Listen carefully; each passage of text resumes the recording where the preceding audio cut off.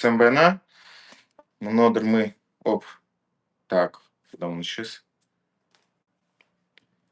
Так, ладно, сейчас, наверное, зайдет заново, чуть подождем. Куда исчез? Так, урун уже урод хар. Так, вот, все, появился. Так, ну тут СМБН. Сегодня у нас стрим. Так, что-то плохо слышно, мне кажется. Сейчас нормально? Так, да, я просто Да, я сворачивался, просто делал репост в сворачивался, группу. делал репост в группу. Но почему-то голос Чуть, твой, чуть. То я тебя голос, сейчас плохо слышу, я я не сейчас знаю, это плохо. особенности, видимо, Я вот эфира, тоже, что ли. кстати. Не, вот сейчас нормально стал. Так, сейчас я чуть громкость прибавлю, может быть. Не, максимально почти. Ну Только ладно, я тебя сегодня. практически не слышу. Сейчас слышно?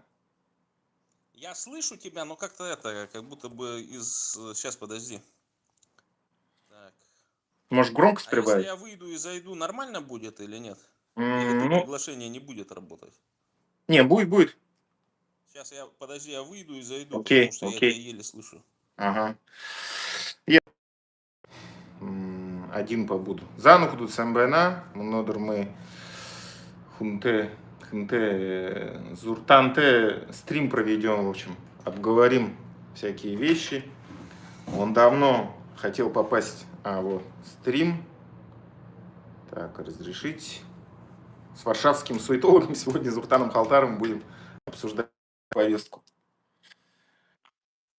Сейчас нормально? Сворачивание, короче, это. Когда Мгм. сворачиваешься при совместном эфире, видимо, это особенность такая. Ясно. Ладно, тогда, наверное, сразу с места в карьер, потому что уже 2 минуты прошло. Меня представлять не Обсудим. надо. Да, представлять не надо.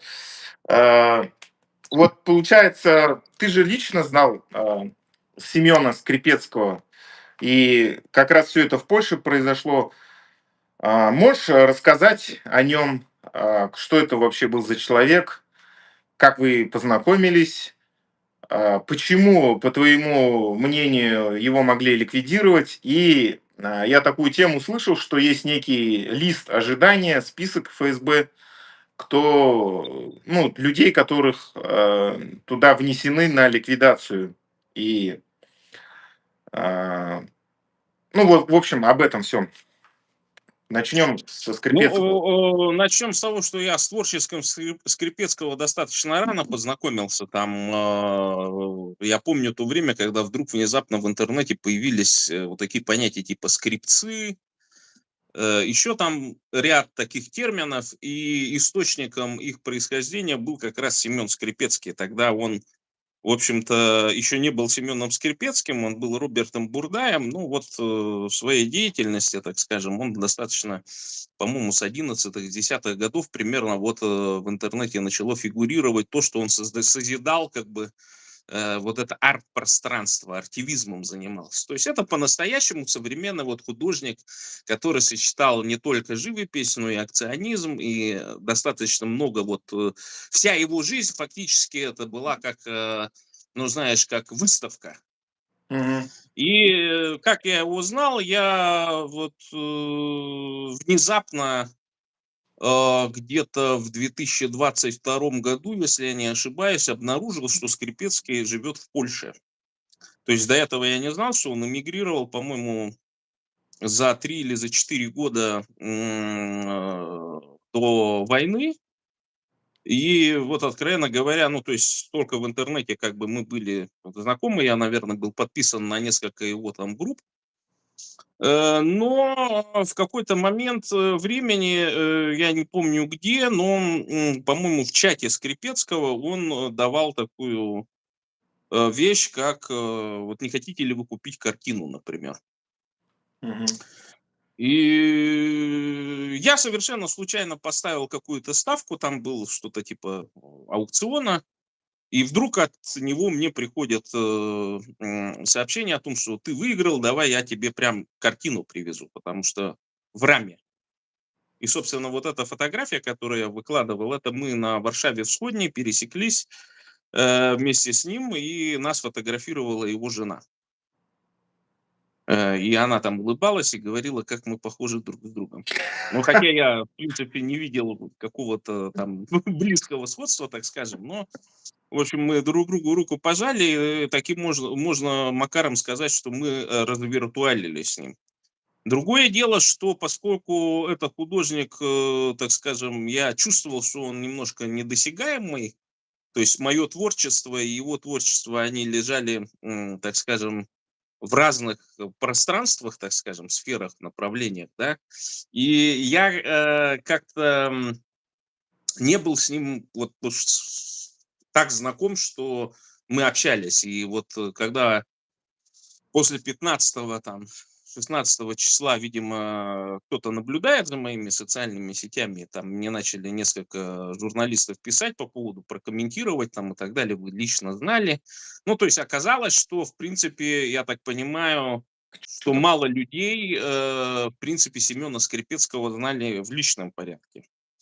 И мало кто имеет вот такие фотографии, которые я имею. Но я сразу предупредил, что я Семена Скрипецкого знаю только как Семена Скрипецкого, да.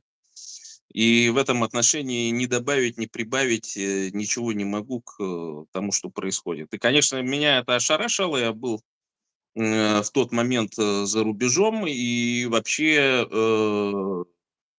прочитал пост у Олеся Корниенко. Это один из журналистов белорусских оппозиционеров. И я сначала не поверил, я думал, что это какая-то, ну, знаешь, очередная акция, как вот с тем же Бабченко, например, да, или просто это его акция очередная, да, потому что он уже неоднократно где-то писал, говорил о том, что вот там состоялось покушение на Семена Скрипецкого. Ну, было пару таких моментов, когда он над этим иронизировал. И, в общем-то, шок. И вот там одни из, значит, комментаторов в его чате, он сейчас закрыт чат, потому что, ну, я знал, что там в чате, значит, один из админов это его жена была. И после того, как, ну, в общем-то, информация не только от соответствующих людей, знающих, так скажем, близких, которым я могу доверять 100%, что они подтвердили, что да, Семена Скрипецкого действительно убили, это было не 2 выстрела, а целых 5. И, в общем, тогда пришло понимание о том, что действительно Польша вот одна из немногих стран, в которой вообще, в принципе, не случались даже вот какие-то уголовные разборки, да, между русским криминалом. То есть здесь службы работали так, что не позволяли территорию Республики Польша использовать в качестве вот полигона, да. Мгм. И естественно, что я так почувствовал, в том числе общаясь с политическими а, беженцами, да, здесь, о том, что действительно такое вот чувство безопасности для многих немножко испарилось. Хотя, ну, ты понимаешь, что здесь есть такие политические беженцы, которые, ну, скажем, до этого у них были реальные шансы просто, если бы они не покинули, то есть их могли бы просто летучие отряды убить. Я вот на этот счет с Умаром Хитиновым рассказывал, и вот он где-то на нашем эфире он рассказал вот эту историю о том, что э, вполне свободно вот эти летучие отряды, да, карательные, Мгм. могут убить человека, а потом приезжает вот такой же там командированный мент, типа Хасоева, да, который там в свое время там из Бурятии там ездил в командировке в Чечню, ну и описывает, что вот обнаружено тело, там туда-сюда, следственные, оперативно-следственные действия проводят там и так далее. Ну и все это в кусточке. Непонятно, кто убил, непонятно, за что убили, но человека нету. Редко, когда там используются изощренные методы, когда отравливают, например, и там в Кабардино-Балкарии, по-моему, были таких несколько случаев, когда журналистов отравили. а потом замаскировали это под, значит, отравление наркотиками, хотя люди не употребляли никогда.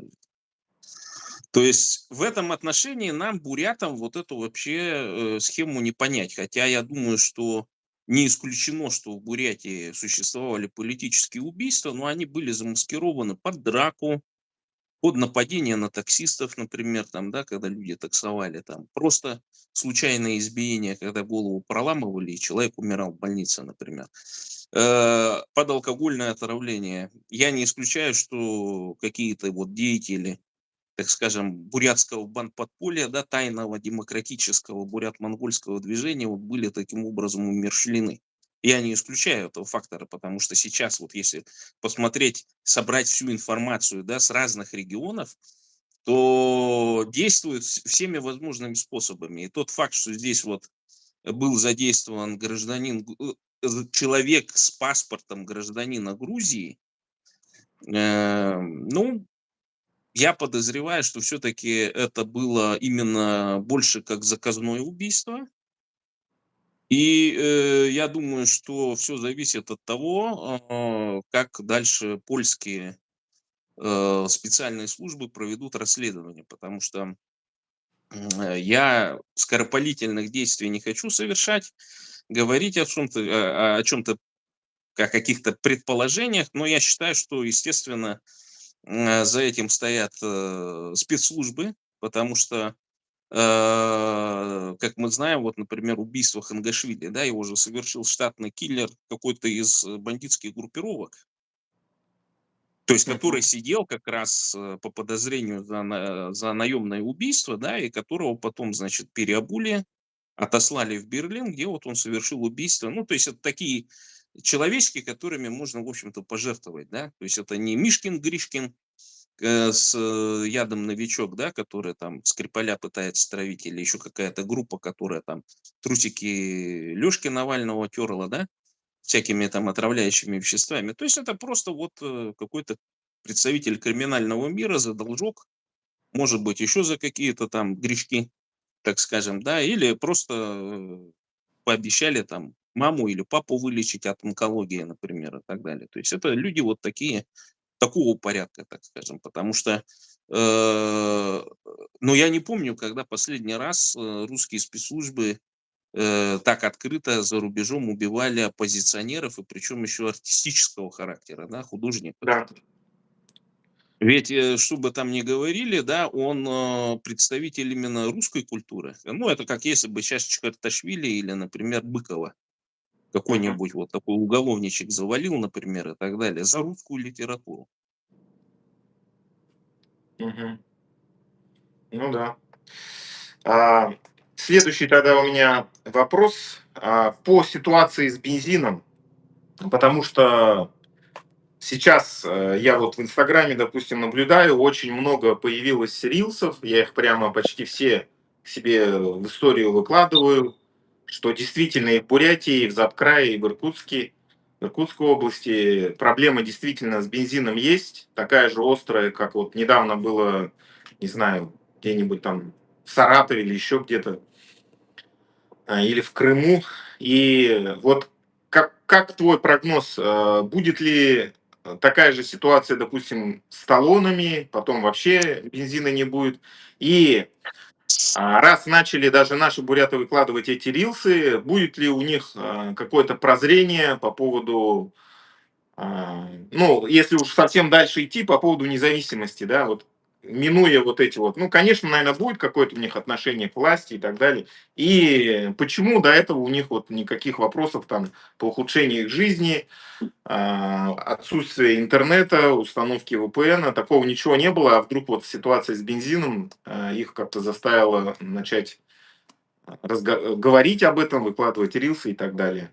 Ну, такой вот Но я большой вообще вопрос. считаю, что ситуация с этим, с бензином, я как раз сегодня буду эфир вести свой, какие-то бурята, там меня многие подписчики потеряли, и я вот те же самые вопросы, которые ты мне задаешь, я, в общем-то, поставил. Я, будучи химиком, в общем, немножко изучал этот вопрос по поводу, значит, крекинга, да, и когда русская нефть поступает на нефтеперерабатывающий завод, там, значит, с помощью каталитического крекинга разгоняется на различные фракции, в конечном итоге получают там мазут, значит, керосин, петролейные там какие-то формы, там, которые там в дизель уходят, часть уходит в бензин, там часть легкие фракции и все прочее. И, в общем, там читал книжки умные по поводу того, что вот, значит, в России нефть считается такой, типа, средней, тяжелой, отягощенной, там еще серой и все прочее, катализаторы быстро гасятся. И там, несмотря на то, что Советский Союз отправлял там в космос людей на украденных ракетах и все прочее, они не смогли сделать, и даже сейчас в России не смогли сделать, так скажем, полный цикл, полный оборот вот этих катализаторов платиновых, палладиевых, там на основе, значит, различных других компонентов. И большая часть, значит, вот этих современных заводов, работающих на каталитическом крекинге, они работали с катализаторами, которые вот так подставлялись, как блок, да, Мгм. блок закрытый такой, вставлялся, потом, когда подходил период его возобновить, так скажем, этот катализатор, его снимали и отправляли куда-нибудь во Францию, там, может быть, в другие страны. И я говорил, что первым делом, если европейцы введут санкции на именно поставку вот этих катализаторов как раз, то все современные заводы каталитического крекинга, так скажем, в России, они просто встанут. То есть невозможно будет производить в достаточном количестве, перерабатывать ту нефть, которая вот попала под санкции, которую нужно переработать, используя дармовую электроэнергию фактически, для того, чтобы потом в соседние страны уже продукты расталкивать.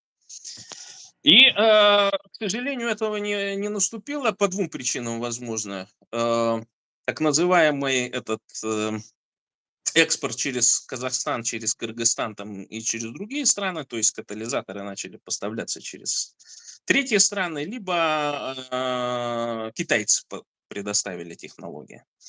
Мгм. И сейчас, смотри, Монголия, говорят, я тоже, мне рилс один попался, в Монголии бензин всегда, я помню, стоил дороже. То есть, если в Да-да. Бурятии стоил там 29-24, в Монголии стоил там 50, 49, что-то такое. Я постоянно удивлялся, как бедные, ну, как бедных монголов вот это вот государство, значит, Россия, да, или по электроэнергии, и по Ординету, и по многим другим вещам просто, ну, обворовывает. До этого через Бурятмясопром обворовывали они там, то есть огромное количество вот этих, ну, чисто вот колониальных отношений, да. Сейчас можно и о них вот таким образом говорить. И у них там стоит 55. То есть о чем речь? О том, что, скорее всего, не хватает денег, и они приняли решение, используя, так скажем, то, что украинцы правильно делают, уничтожая вот эти заводы в зоне досягаемости, да, потому что, ну, по двум причинам. Небольшое количество взрывчатки падает, нефть, продукты, все возгорается, горит, восстанавливать это постоянно нужно, и это затрачивает средства, это приостанавливает процесс, потому что там вот эти каталитические, крекинговые все процессы, они в непрерывном действии должны идти там и так далее. Это, в общем-то, логично не дать топливо наступающим войскам. Это абсолютно верно. То же самое делали и во время Второй мировой войны, уничтожая, значит, танкеры. В Тихом океане американцы уничтожили полностью систему доставки, значит, топлива для военно-морского флота Японии. То же самое делали, значит, англичане и американцы на Западном фронте, когда, в общем-то, немцы вынуждены были использовать технологии, когда они, значит, использовали синтез-газ, довольно дорогая технология для того, чтобы получать бензин и дизельное топливо.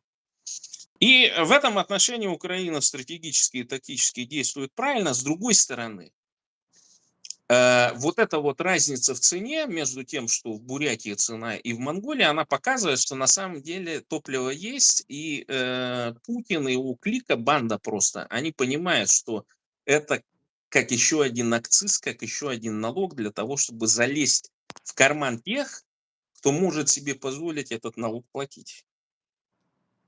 Мгм. Потому что если у тебя есть машина, их логика какая, значит, есть денежки ездить на машине, значит, есть у тебя денежки платить за топливо, сколько они хотят.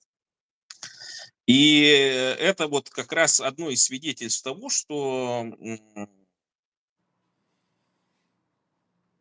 и народ-то именно реагирует не на цену на бензин, а на то, что их хотят ограбить. А где-то в подсознанке, где-то у них здесь в подсознании, короче, у простого человечка, вот, ну, как я их называю, люмпина-комбеновцев, да, у них вот этот задний ум очень на такие тонкости настроенный. Они чувствуют этот нюанс, и поэтому есть ропот.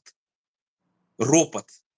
Это не возмущение какое-то там, да, потому что если бы было возмущение, как в 19 году, выскочил бы Баиров на площадь и сказал, что упали там, значит, доходы в таксовке, значит, ребята, выходите, все, там, требуем Путина из Кремля выгнать, там, выпускайте шамана Габушева и так далее. Мы же видим, что такого нету. Ропот идет. А ропот как? Плеточкой. Кого-то там на сотрудничество возьмут из тех, кто громко кричит там и так далее. Ну, ты же сам знаешь, как вот эти технологии там применяются, да, когда вот эти всяких протестных блогеров там перекупают, экологией там заставляют заниматься и все прочее. То есть тут ничего удивительного нет, и я не думаю, что именно сам факт вот введения талонов, там еще чего-то для кого-то будет, так скажем, точкой, из-за которой они начнут думать о независимости и суверенитете. Они будут думать только тогда, когда их ограбят совершенно. Ну, как это в Мгм. Советском Союзе было, когда холодильник победил телевизор. То есть просто есть нечего было. И тогда народ начал задумываться, когда ты не можешь ребенка своего собственного накормить там шоколадкой или еще чем-то, это уже тяжеловато. И к этому-то все идет на самом деле. Но задача тактическая путинского режима сейчас по максимуму вытянуть денежки. И одновременно, ну, вот эту протестное, так скажем, движение они же уже уничтожили. То есть они всех этих так называемых пассионариев сейчас уничтожили в Украине, которые бы могли подняться на народный бунт, например. Потому что почему вот этот шаман Габушев важен-то?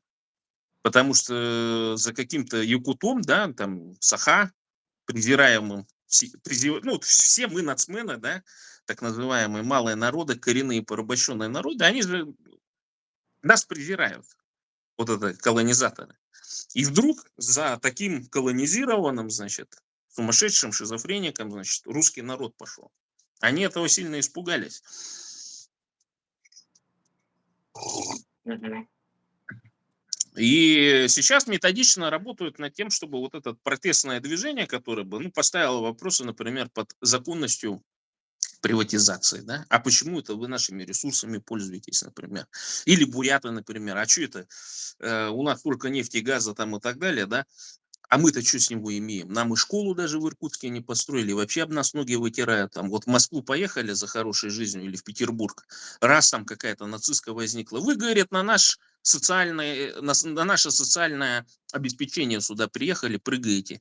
Помнишь вот этот случай с двумя этими нацистками, которые на двух недавно родивших буряток напали в Петербурге? Мгм. Так не Там ехали бы, если бы избили, такое да? же социальное обеспечение было в Бурятии или в Иркутской области, например. Мы едем туда, потому что, ну, мы не дураки, мы знаем, что это у нас украденное, и вот так с вертолетика, так скажем, спущенное там вот на вот эти два региона. На Великоингрию, как я ее называю, и на Москву. То же Мгм. самое русские из соседних сел, из соседних областей, деревень, там, из Смоленска, Пскова и так далее, они точно так же перебираются в Москву для того, чтобы сидеть на инвалидской пенсии, там, значит, для того, чтобы, э, попивая там какое-нибудь тыквенное латте, короче, да, ходить на работу, ничего не делать, получать в конце зарплату и так далее, или как вот Яшин, там все вот эта русская интеллигенция где-то преподавать, болтать. Это же не в полях работать. Нефть и газ-то выкачиваются, украденные ресурсы продаются на Запад, там продаются в Китай, в Индию и так далее, и вот так сверху там через вот эту пирамиду, значит, все это спускается, и все довольны. Это же не пахать, то есть если мы возьмем, условно говоря, вот эту историю русского народа, да, 150 лет назад, вот посмотри, они же большой прогресс сделали в плане качества жизни. Ну да. Ну вот и все. И вот когда у них качество этой жизни резко ухудшится, и вот почему сейчас вот эта вся иммигрантская русская это ноет-то, потому что они приехали вроде как в Европу, а качество жизни-то у них ухудшилось. И вот они ноют, бегают, там на конгрессы всякие ездят там и так далее. Там мирная Россия, там все прочее. Мгм.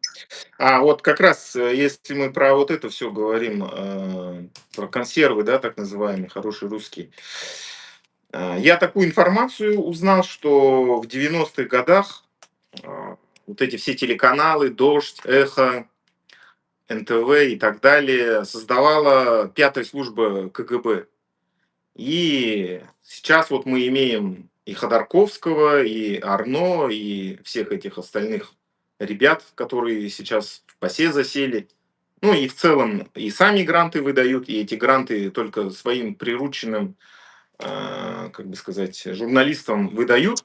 Вот ты сам пытался подавать заявку в ПАСЕ, и было ли какое-то противодействие, не знаю, или еще что-то? Ну вот об этом вот. Вообще, что ты знаешь об этой всей истории? Ну, смотри, для понимания советую найти сайт, он, если еще живой, Сергей Григорянц. Это Мгм. один из правозащитников, они выпускали бюллетень в советское время, когда этот бюллетень, ну, представляешь, ни интернета, ничего не было. То есть это через слухи, через контакты, то есть это вот такая информационная сеть была у правозащитников.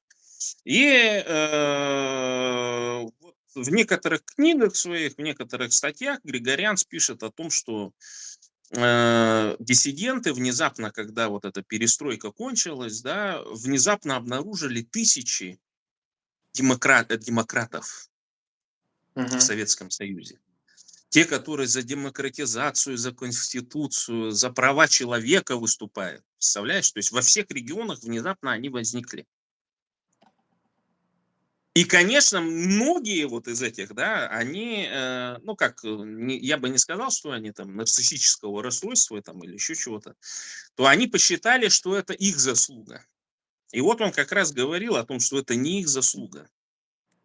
И они считали, вот многие эти из топов, тузов, так скажем, вот этой советской правозащиты, что это вот они своим непреклонным, значит, вот своей идеологической, там, своей тактикой, там, непреклонной и так далее, они вот добились того, что даже КГБисты вдруг стали говорить про права человека и все прочее, короче. Мгм.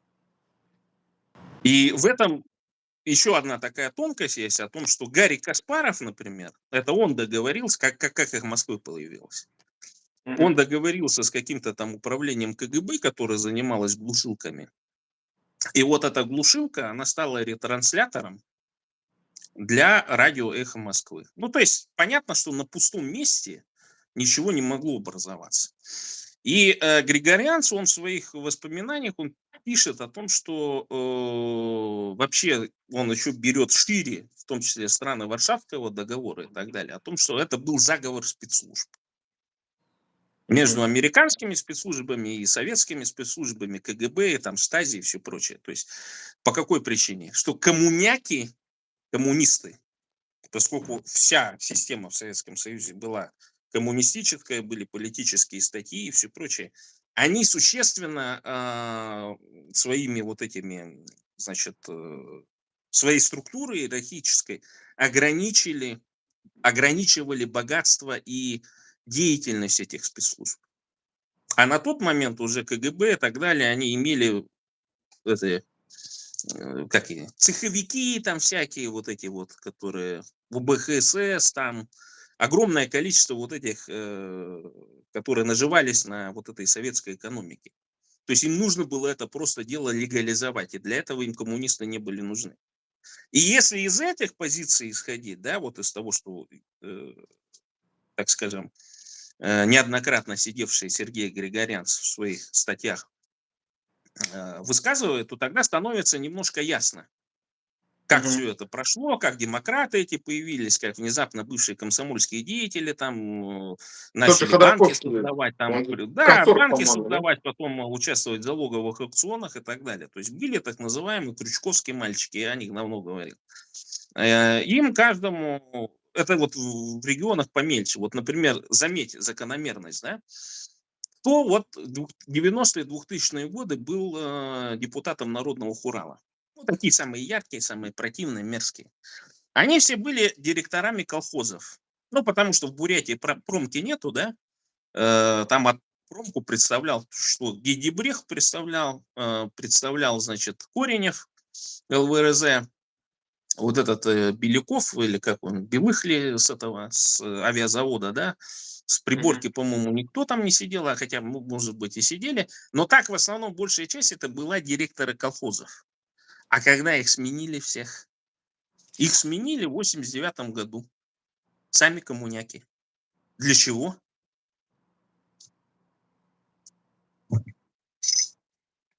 Мгм. И Так. потом же вот эти все ребятки разворовали колхозы, швырнули всех этих крестьян, порезали все эти многочисленные стада, и вместо того, чтобы создавать агрохолдинги, например, они, ну, как будто мы фермерское хозяйство будем делать, вот американцы, фермерство там. Фильмы там даже снимали на эту тему, что как это выгодно там и так далее. Вот частная собственность, наконец-то мечта там, значит, крестьян сбылась о собственной земле и так далее. А по итогу что мы получили? Мы получили непонятную систему, сильно зависимую от государственных дотаций. Бурятии той же, например. Любой крупный фермер, он там сидит на самой лучшей земле, да, и об этом там тоже, по-моему, вот у нас такой деятель анархистского толка, Пурбо Дамбиев, по-моему, писал как раз очень хорошо о том, что, как оказалось, ну, 90-е, 2000-е годы люди занимались сельским хозяйством только для того, чтобы своих детей выкормить и выучить в городе. Что в конечном итоге работа в городе, да, она может и не приносить достаточно в конце там сезона больших денег, но зато она стабильная. И ты не зависишь от действий погоды там или еще чего-то и так далее. Ну, он вот как раз вот про это писал, о том, что все самые лучшие земли, на которых можно и животноводство, и сельское хозяйство вести, агрикультуру и так далее, они все в руках подкормленных, так скажем, вот этих фермеров, которые вот как собачки, как хвостик за собачкой бегают за министерством этого как его, сельского хозяйства в Бурятии. Мгм. Ну, все так бегают за любыми министерствами. Если из медиа брать, то есть определенные типа кинокомпании, которые тоже в основном-то не на бизнесе. Все же у нас и телевизионщики, и все на самом деле сидят на государственных деньгах.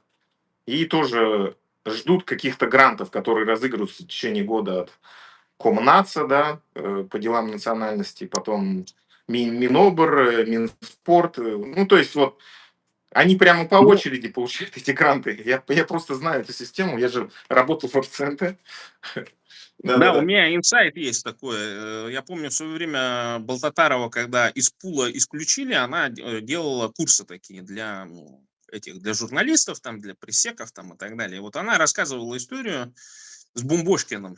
То есть в свое время был такой хрен, который там где-то в американском отеле удавился, министр Ресин такой. Ресин или Лесин ли, федеральный министр. И вот он установил такую систему, что начали выдавать чуть ли не федеральные субсидии местным министерствам. Ну, то есть Мгм. вот каждый министр спорта, там, министр труда, экономики там, и так далее. Им начали выдавать деньги на прессу. То есть закладывать там 100 миллионов и так далее. И вот Министерство спорта Бурятии был такой пул по типу 100 миллионов им. И Болтатарова рассказывала о том, что, значит, как все вот эти голодные редакторы узнали о том, что у Бумбошкина 100 миллионов, тогда они пошли атакой на него, там какие-то коррупционные вещи там скрывать и так далее. И оказалось, что Бумбошкин, ну, он не дурак, он же понимает, что эти 100 миллионов, одно дело через министерство раздавать, а другое дело сделать конторку какую-то, которая вот эти 100 миллионов берет и через нее это проводить. Ну, это стандартная Так. схема вот коррупции в таких вот регионах, как Бурятия, например.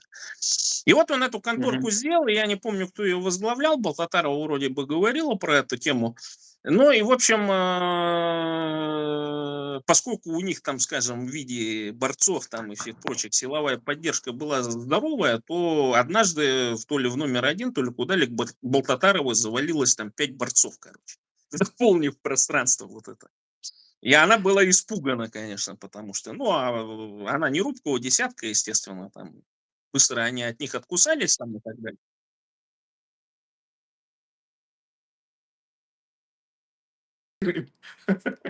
Не, но сам факт того, что, видишь, они-то считали, что они неприкосновенные, вот журналисты, да, то есть, и, по-видимому, все там так или иначе крупные журналисты, они ходят в определенное здание, отчитываются, или там, значит, у них есть какие-то кураторы от спецслужб там и так далее. То есть они не ожидали Ну, такой конечно. реакции в свою сторону. Но вот, тем не менее, в какой-то момент я подозреваю, что это не случилось там в начальном Путине, это случилось, наверное, после десятых годов. То есть, когда вот эти сверхдоходы от нефти пошли там и все прочее, с каким-то небольшим опозданием. И, естественно, что те, кто не оппозиционные СМИ, или даже были оппозиционные СМИ, да, то они переключились от своего частного, жизни, так скажем, в условиях, там, когда они рекламу берут там, и так далее. Потому что вот та же Наталья Ивановна Филонова, она рассказывала, как она свою газету печатала. Что она там из дома все продавала, короче, чтобы очередной выпуск сделать и так далее. Но, тем не менее, разрешали печатать даже ее оппозиционную газету какое-то время, а потом, естественно, прикрыли. И можно было, в принципе, я так понимаю, газету до года 2010-2012 иметь, то есть вот ты захотел сделать, да, но есть какие-то деньги, да, пожалуйста, печатай. На это никто внимания не обращал. Но потом, когда вот эту систему ввели, и я так подозреваю, что это была система подготовки к войне, к 2014-2015 году. То есть и они Мгм. тогда вот эти все СМИ, которые раньше, может быть, и в частных руках находились, и какой-нибудь там местный депутатик их финансировал и так далее, все равно финансирования не хватило, их переключили на вот эти всякие контракты с министерствами, с крупными организациями там и так далее и тому подобное, как говорится. А в России, ну, ты сам знаешь, что никто руку дающую кусать не будет, мало таких. Мгм. Так, а, давай вот этот вопрос все-таки затронем, про США, да, про небезызвестного Аяна Баинде. Он сам в своих стримах признавался, что учился в ЛВПУ, ну, Ленинградское военно-политическое училище. Просто так, без связей, тем более без семейных связей, поступить невозможно было. То есть он профессиональный политрук, профессиональный пропагандист, получается. И где-то он тоже признавался, что его отец где-то служил, где-то в Германии, что-то такое. То есть, возможно, э, ну, то есть невозможно, а как раз Путин же был из пятой службы КГБ, да? Не Возможно, знаю, откуда Путин, Путин был. по-моему, пятой службы. Но если он по этой пятой службе, он, возможно, и отца курировал БНД. Что ты вообще о нем, об этом персонаже думаешь? Да, я помню, И как этот БНД появился у нас на открытом микрофоне. ну, Короче, это был какой-то из вот уже холодно стало. И, значит, мы же там ставили микрофон возле головы Ленина напротив. Ну и вот там, значит, по-моему, Дима Баиров там с Донской или еще с кем-то, или там с этой, с Марс, как не Мария, Арсалонова, короче, я забыл как. Марс, знаешь, что ее никнейм Марс был. Они там, по-моему, о чем-то обсуждали, и там тогда, ну, все городские сумасшедшие у нас были, потому что там были какие-то сторонники СССР, сторонники морского да, права, там, я их тоже видел, этих короче, там еще две сторонников. группировки этих сторонников СССР было, которые там про какие-то кода рассказывали, еще, ну, такую какую-то Да. чушь совершенно. Причем так уверенно говорили, что это... Я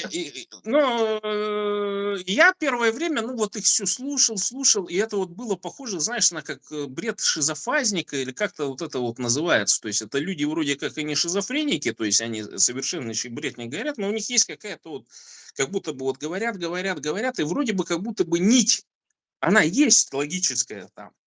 Но в конечном итоге ты в целом-то понимаешь, что люди, ну, не понимают, да, вот как вообще мир устроен там и все прочее. Ну и вот, и я стою, и вот ко мне такая, значит, сторонница СССР про морское право что-то там говорит, короче. И мы где-то так в сторонке стоим, ну и вдруг подходит, значит, Сережа или Петя или, короче, и говорит, ты же Халтаров, там, Зуртан. Я говорю, ну я же уже к тому времени-то, в общем, в интернетах-то был известен. Первый бурят судимый по 282 статье, как-никак. Ну и вот, и он что-то подходит там, со мной пытается заговорить там и так далее. А мы тогда всех приветствовали. Ну, то есть наш там сторонник там и так далее. Он говорит, я с Мархаевым там двигаюсь, там, в общем, коммунист, там, значит, профсоюз. Пытаюсь там, значит, как он представился, что он занимается правами работников в Николаевском, там, в Абсолюте и так далее, что он вроде как это такой, как будто профсоюзный деятель, короче. Да, Ну, да. оттуда Ну, пошло поэтому он Игорь Игорь профсоюз. профсоюзный, да, да. Да, но он представился то ли Петей, то ли Сережей там и так далее. А мы после эфира обычно шли напротив кафешка, какая-то была, не помню, Subway или как-то, ну, в общем, какая-то франшизная, короче. Мы там грелись. Такой, да. Ну и вот, и сели там, что-то кто-то чай заказал, кто-то это, короче. Его спрашивают, что, как тебя зовут-то? Как звать-то тебя? Ну, там толпа, полно народу, все веселые там, значит, и так далее. И он говорит, что меня зовут Игорь. Я говорю, погоди, ты же, блядь, Сережа или Петя, или как-то ты себя там назвал. А он такой, «А-а-а». И я немножко насторожился. Я говорю, зачем называться другим именем? Ну и там в промежутке времени там была смешная история о том, что ко мне вот эта шизофазница подошла, короче, по поводу морского права и так далее. А я такой, ну, и этот подошел персонаж. Я такой думаю, что-то мне надоело это все дело слушать. Я говорю, ребята, я сейчас вернусь, вы пока разговариваете между собой. И, короче, вот эту оставил и ушел в машину сидеть греться, короче. Ну, в общем, и оттуда наблюдал там, она ему-то там рассказывает, а у него прям буря эмоций на лице. Ну, в общем, и с тех пор, в общем, он присобачился, так же, как и Хасуев потом, присобачился к нашему открытому микрофону, значит, ну, и начал ходить. И логика была, потом я выяснил, почему, он просто пешком с ЛВРЗ спускался, до матери шел. И вот в этот промежуток времени, как бы, мы вечером примерно стояли, и вот каждый вечер открывали, и он как бы ходил каждый раз. Ну, он как-то так был. У меня так, ощущение такое складывалось, что он, ну, какой-то бомжеватого такого типа, знаешь, там, такой немножко неопрятный там и так далее. Потом-то он понял, исправил ошибку, может быть, кто-то и денег дал, он там вдруг приоделся, стал цивильно выглядеть там и так далее. Ну, то есть репрезентативно, так скажем.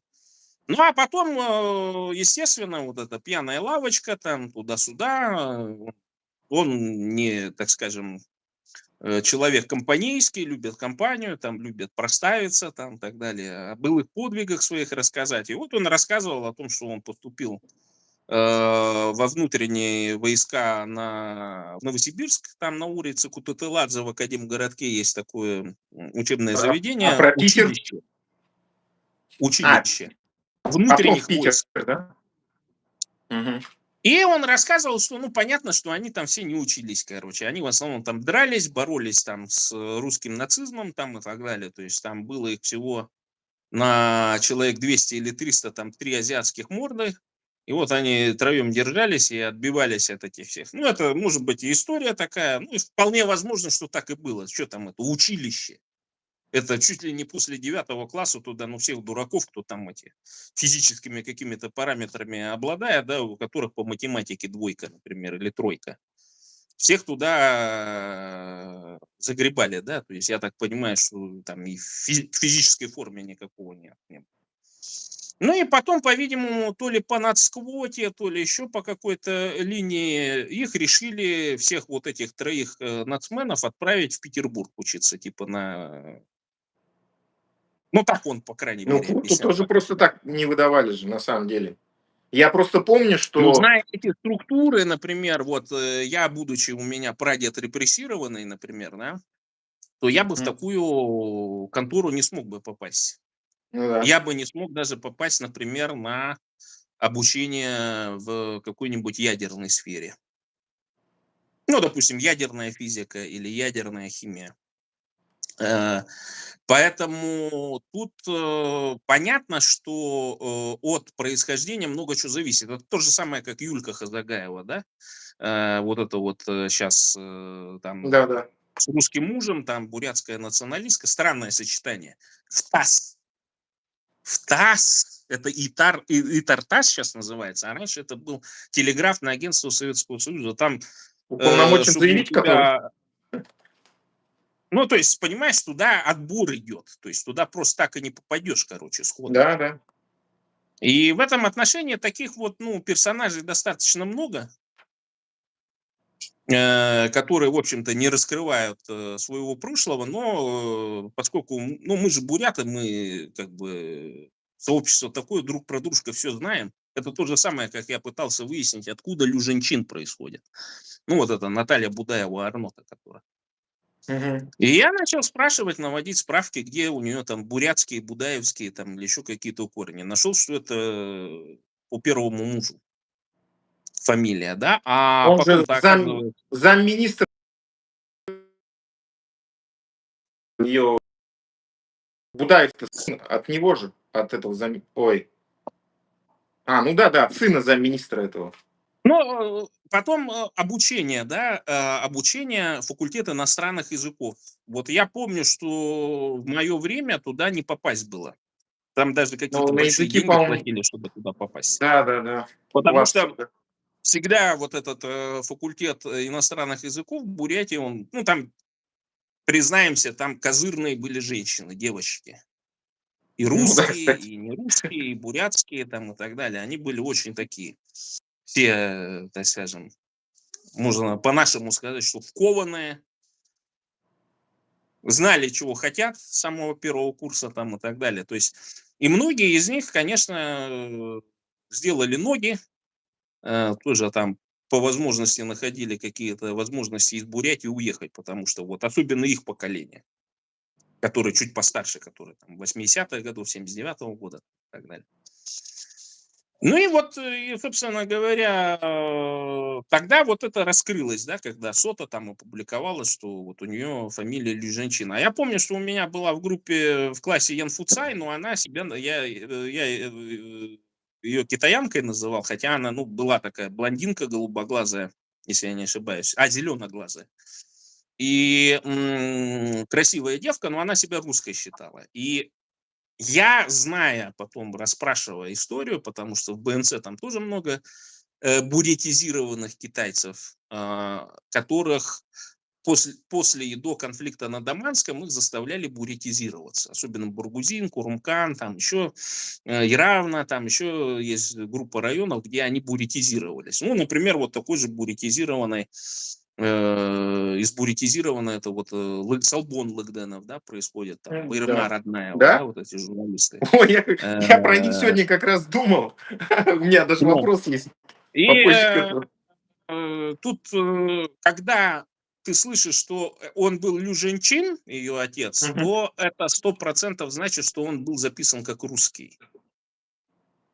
Потому Мгм. что всех бурятизированных, их заставляли бурятизироваться, и они бурятизировались. А те, кто оставил вот эти китайские фамилии, Джемпе, Ян Фуцай, там, Лю Мгм. Жэньчин, там и так далее, они все были русские записаны в паспорте. Так что ничего удивительного нет, когда меня спрашивают, вот Будаева, бурятка там и так далее. Я говорю, ну, Не бурятка, да? мы, буряты, друг друга, в общем-то, все знаем так или иначе. Можем справки навести, нас не так много. Мгм. И поэтому ничего удивительного, что Будаева, она проводит прорусскую абсолютно политику. И я всегда задавался вопросом о том, что как же функционирует вот эта американская система с некоммерческими организациями. И там все очень просто. Там есть отчасти финансирование Госдепом вот этой, по этой пресловутой программе USAID. Есть еще группа там определенных программ, например, финансируемых через закон, вот как Радио Свободы, да, через закон, который финансирует не какое-то министерство, так скажем, да, а прям Конгресс США. То есть там совершенно разные источники финансирования могут быть. Но я подозреваю, что поскольку в Америке вот эта система лоббизма развита, то есть там есть официальный лоббизм, когда вот производители, например, шин, консервов, там, я не знаю, производители кукурузы и так далее, могут реально зайти и дать бабки лоббисту, короче, чтобы лоббист ходил, разговаривал, там, давал обеды, давал там еще что-то, разговаривал с определенными сенаторами и так далее. Это устоявшаяся у них в Америке система. Да? Мгм. И понятно, что всей этой системой еще с советского времени пользовались определенные спецслужбы. Да, я там думаю, что там и полно лоббистов, которые связаны там и с английскими, и с французскими, и там со Штази, и с китайскими там и так далее. И понятно, что если они давно работают, то они могли аккумулировать огромные фонды Мгм. там. И эти фонды запросто могут финансировать, будучи американскими фондами, будучи там зарегистрированными вот этой по 503 С программе, что освобождены от уплаты налогов и так далее, то они могут запросто финансировать в том числе фонды, те же самые американские, которые вот за демократию в России. Тут ничего удивительного нету абсолютно. Мгм. Вот нам, в будущем нашего бурятского независимого государства от Енисея до Амура, такой лоббист нужен в США. Я почему за то, что выступаю, за то, чтобы бурятская диаспора, она как можно сильнее консолидировалась между собой и выдала хотя бы одного в Америке сенатора, одного конгрессмена туда загнав. Потому что мы видим, вот сейчас разбираются с многочисленными мошенничествами, фраудами, например, в той же Калифорнии, в той же Миннесоте, там сотни миллиардов долларов вот эти паровозы принесли своим комьюнити. Я говорю, вот все взяли. Там даже кыргызов каких-то ловили, казахов ловили, которые только заехали с 22 года, уже там в этих Medicare, по-моему, называется система, там вот это обеспечение, Обама, да? на Мгм. хосписах, на колясках различных там и так далее. Я говорю, одни буряты там, по-моему, не воспользовались данной системой. Ну, я не знаю, Мгм. буддизм это или тангарианское воспитание может быть какое-то особенное. Либо, может быть, действительно мы настолько колонизированы, да, и Есть порабощены, такое. что мы даже не можем шага сделать, да, в том, чтобы вот не 100 тысяч долларов, а захотеть, скажем, 1,5 миллиона. Понимаешь? А для чего это? Я вот понимаю, это то есть воспитание такое. А для того, чтобы, ну вот, бурят немножко стремился, но не так сильно. А то, понимаешь, начнет сильно стремиться, начнет о независимости и суверенитете думать, да? Начнет думать о том, что вот это золото, нефть и газ, которые вот там находится, лес, рыба там и все прочее, что это его. А этого не надо Мгм. допускать. И поэтому такие идеологии впускают, вот, ну, я критикую бурят-монгольство, потому что, ну, оно концентрируется в основном на каком-то историческом, это как по-английски это LARP называется, как этот, как он, косплей. Ну вот мы когда-то там объединимся, где-то там Чингисхан новый родится, придет, нас освободит. Так не случится такого никогда, если вы сами шагов этих не будете делать. Если вы на каждом этапе не будете свои права защищать, начиная от того, что чтобы жить в чистом подъезде, например, да, чтобы там приходила уборщица русская, и каждый день или каждый раз в неделю вас засранный подъезд в Бурятии это мыло и убирало, короче. Понимаешь, если Мгм. вы этого добиться не можете, как вы можете там дальше о чем-то говорить, понимаешь? И вот эти вот идеологии, они так отвлечением занимаются. То есть они занимаются тем, что люди уходят в сторону, ну и начинают себе фантазировать там, да, что вот великое прошлое, да мы, да это, да пятое, десятое.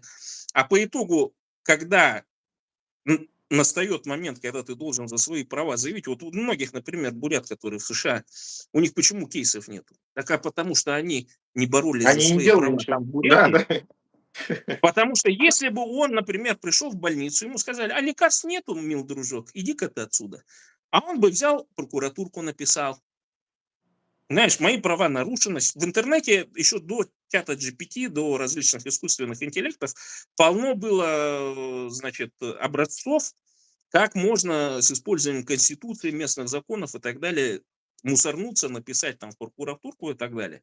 Что мое право там на здоровье там и так далее, прям по конституционному. Я однажды отослал такое, потому что не хотели лекарства выдавать бесплатно.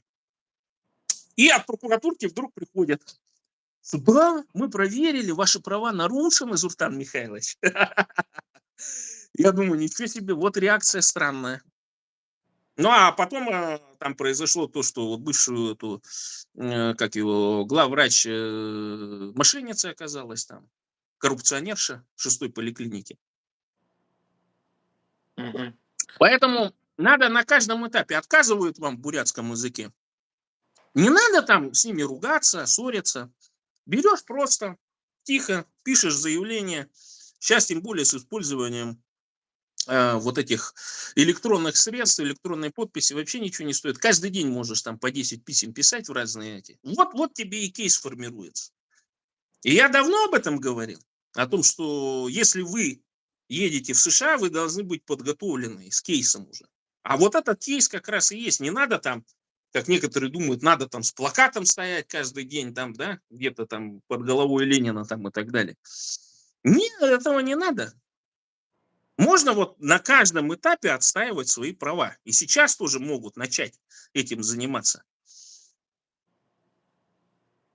Мгм. Ну, если вот эту вот тему, которую ты уже сам затронул по поводу А по свободной поводу, Раши, мы не завершили по поводу БНД. Ну, да-да-да. БНД это, да, у меня складывается впечатление, что он специально обученный персонаж, потому что надо же учитывать, что он еще в Чечне воевал, во второй. Да. Он сидел там не абы где, а в комендатуре сидел.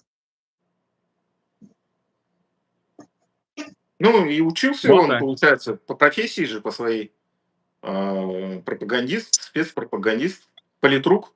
Ой, я не знаю, откровенно говоря, на кого его там готовили, но кроме того, что он может зачитать методичку, да, какую-то определенную, ну там шаг лево, шаг право, там уже все, привет. То есть политруки такие не бывают. Ну, то есть он Мгм. болтун, говорун, там, красиво может говорить, там, и русским его слушателям, естественно, нравится, что какой-то там вот такой вот там что-то по-нашему говорит, да? Но это такое юродство, я это называю, юродство инородцев. И вот Мгм. он типичный представитель вот этих инородцев, которые юродствуют. И мне его жалко на самом деле, потому что он маленький, агрессивный, а ничего не может на самом деле. То есть, если бы он что-то мог, кроме вот его этих угроз там в сторону, ну, то есть он вместо того, чтобы угрожать мне, он начал угрожать моим родственникам. Ну, и Мгм. будучи внедрившись в мой близкий круг общения, он был у меня дома, он был у меня, значит, там, в других местах там и так далее. И я считаю, что это низкий низменный поступок в стиле и в духе вот этих ментов. Ну, это ментовские, да, дела? Устроился там. Да, ну, конечно, кем он является. Вот то же самое сейчас Хасоев здесь делает. Говнится постоянно. То есть это чисто вот такая ментовская такая. Ну, Мгм. просто не можешь навредить прямо, надо подговнить. Но сейчас он вроде успокоился там, в Америке, потому что, ну, я ему сказал, что, я говорю, при первой встрече, как говорится, это, не до эфира, скажем. Мгм. А вот, если эту тему развивать раз уж мы затронули все равно свободную Рашу эту, свободная Бурятия, один из директоров, ну, для меня это очевидно, да, что это одна сетка, что Фри Бурятия, Фри Якутия и так далее, все это головная как бы структура, это Фри Раша. Но как будто бы по документам это не так. Но если учитывать, что во Фри Бурятии один из директоров, это же сын Арно Будаев, вот, ну, если можно коротко вот эту вот всю историю Можешь прокомментировать? И я считаю, что это специально эту структуру создали в 22 году, чтобы, ну, как раз-таки бурятов отвести от темы протестов, митингов, то есть, ну, все это слить, короче, весь этот возникавший, как сказать, волнение аккумулировать и слить его просто в воздух, чтобы ничего не было.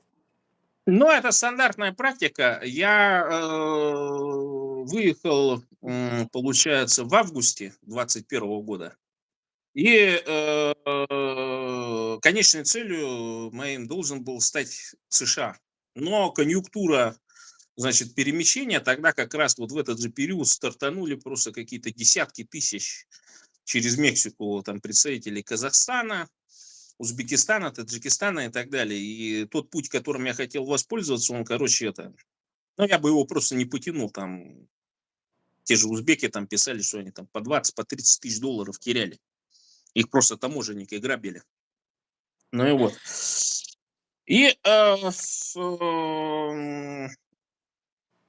при этом вот в этот момент я там, меня добавляли, те, которые уже в США были, добавляли в различного рода чаты, там был такой крупный, может быть, и до сих пор есть, Вайбер-канал, там какой-то ватник его держит, короче, сын каких-то чиновничков, которые всю жизнь чиновниками мелкими проработали где-то там в республике Бурятия.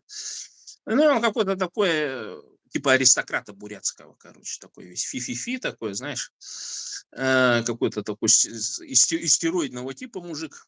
И он, когда я там писал по поводу того, что, ну вот, ребята, что, давайте надо уже делать нам там в США структуру для того, чтобы как раз помогать вот этим всяким беженцам-то, короче, чтобы их там принимать, чтобы одновременно, значит, создавать условия для взаимодействию с американскими христианскими благотворительными организациями, чтобы загонять из Америки там огромный же поток вот этих гуманитарной помощи различной и так далее. Они же, американцы тогда и сейчас они формируют огромные эти и отправляют туда, вот в эти бедные регионы, да.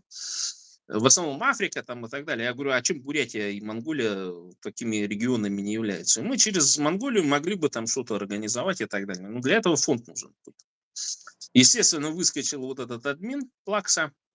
Это, говорит, Халтаров Зуртана, такой секой, короче. Ну, меня с этого чата удалили.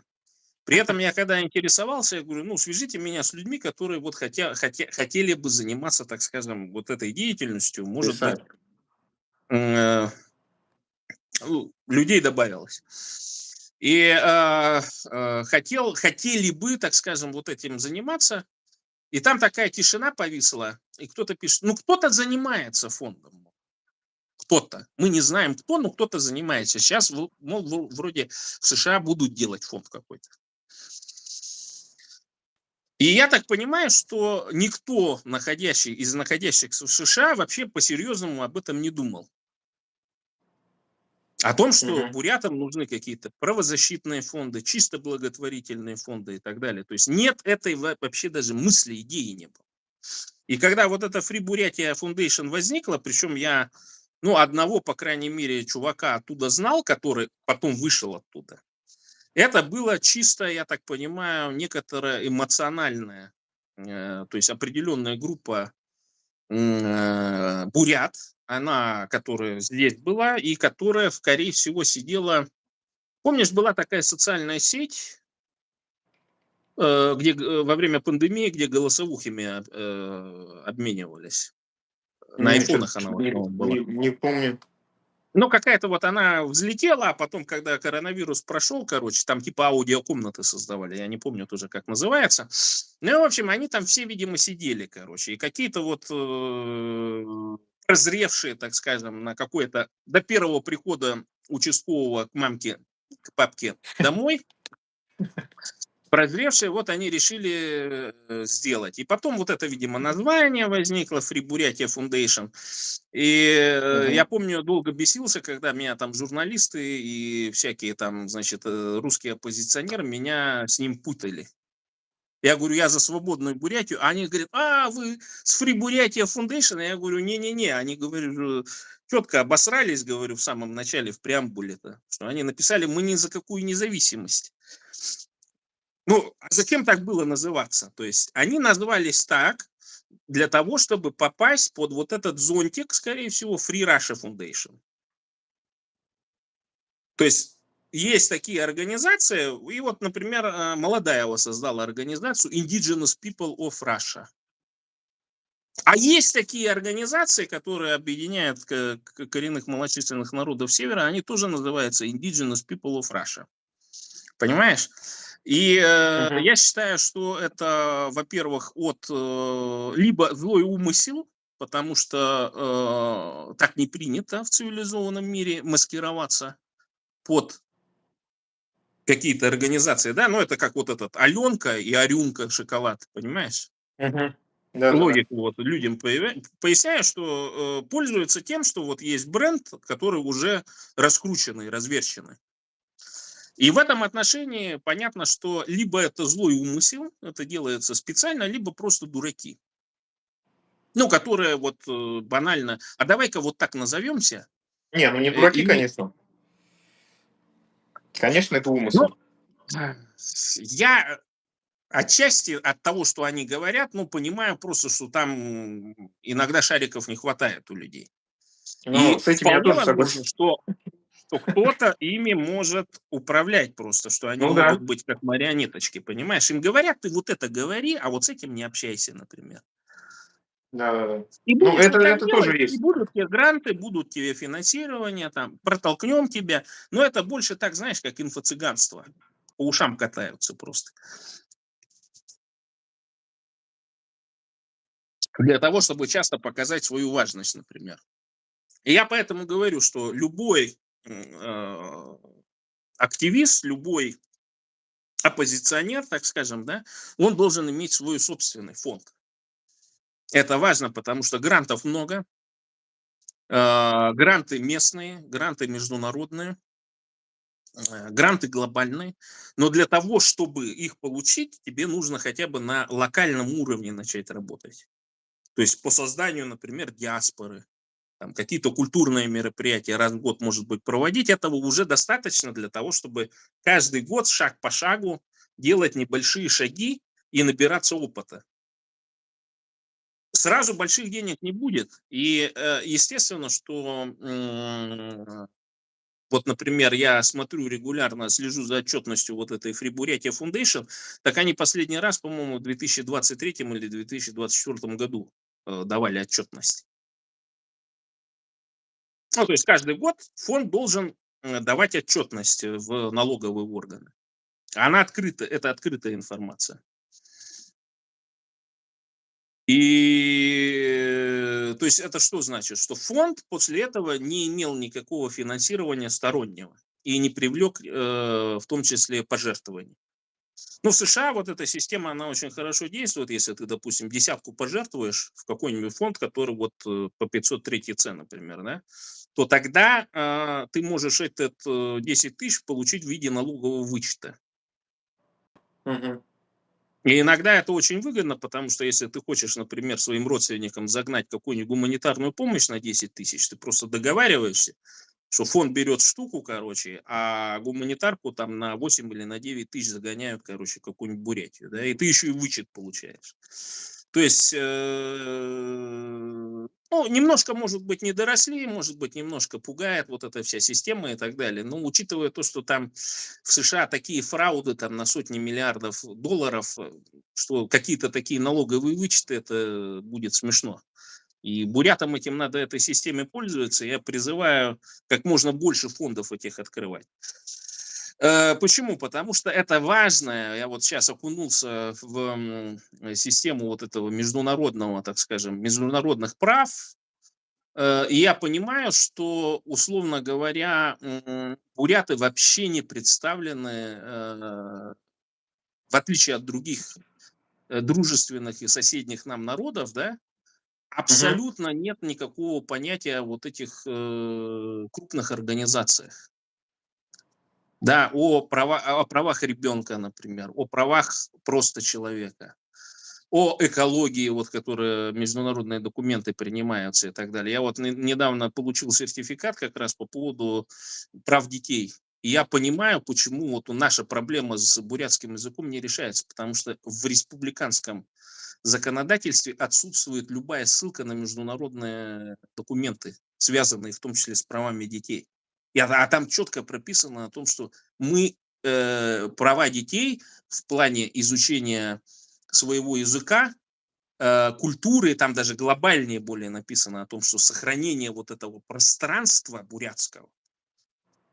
И если нет закона Республики Бурятия, который бы ссылался на этот международный документ, они делают это хитро. Они говорят, что вот есть федеральный закон, который ссылается, но нет нигде ограничения о том, что местные вот эти депутатики, всякие там Красовские там и все прочие, коммуняки те же из КПРФ, не внесли такой законопроект, который бы ссылался на вот эту конвенцию о правах детей, например. И Так, тогда бы русскому государству было бы очень сложно игнорировать вот этот республиканский закон, и тогда бы они вынуждены были в каждом бурятском селе держать по бурятской школе, даже малокомплектной. Понимаешь? И так вот они этой сейчас же... борьбы нет на локальном уровне. И Мгм. раз нет законов, русское государство может ничего не делать. Ну так они и Так, не как со делают, связью? и специальные законы же принимают. От 18 года, когда добровольно признали, закон выпустили, что язык теперь изучается добровольно по всей оккупированной территории, всем оккупированным. Но и мы видим, что тысячи бурятских семей написали заявление в прокуратуру о нарушении конституционных прав. Мы этого не видим, Ну, нет. потому что таково бурятское образование внутри семей, которое, я не знаю, откуда оно взялось. Мне кажется, это все навязанное, потому что Ну, конечно. буряты же любят своих детей. Буряты до прихода русских детей не били, даже вот до 30-х, 40-х годов. Не то чтобы там какую-то, ну как, русские, если дети там из угла в угол летали от побоев, то у бурят даже любое прикосновение, оно было это, как его, табуировано часто. И в какой-то период времени, вот я не знаю, что произошло с бурятской нацией, видимо, деградация, действительно, связанная с вот этой колониальной опрессией. То есть и начали Мышление. перениматься самые худшие традиции. И вот, Русскомирное мышление. да, но через школу она начала заходить. Да, То да, есть через если вот, школу.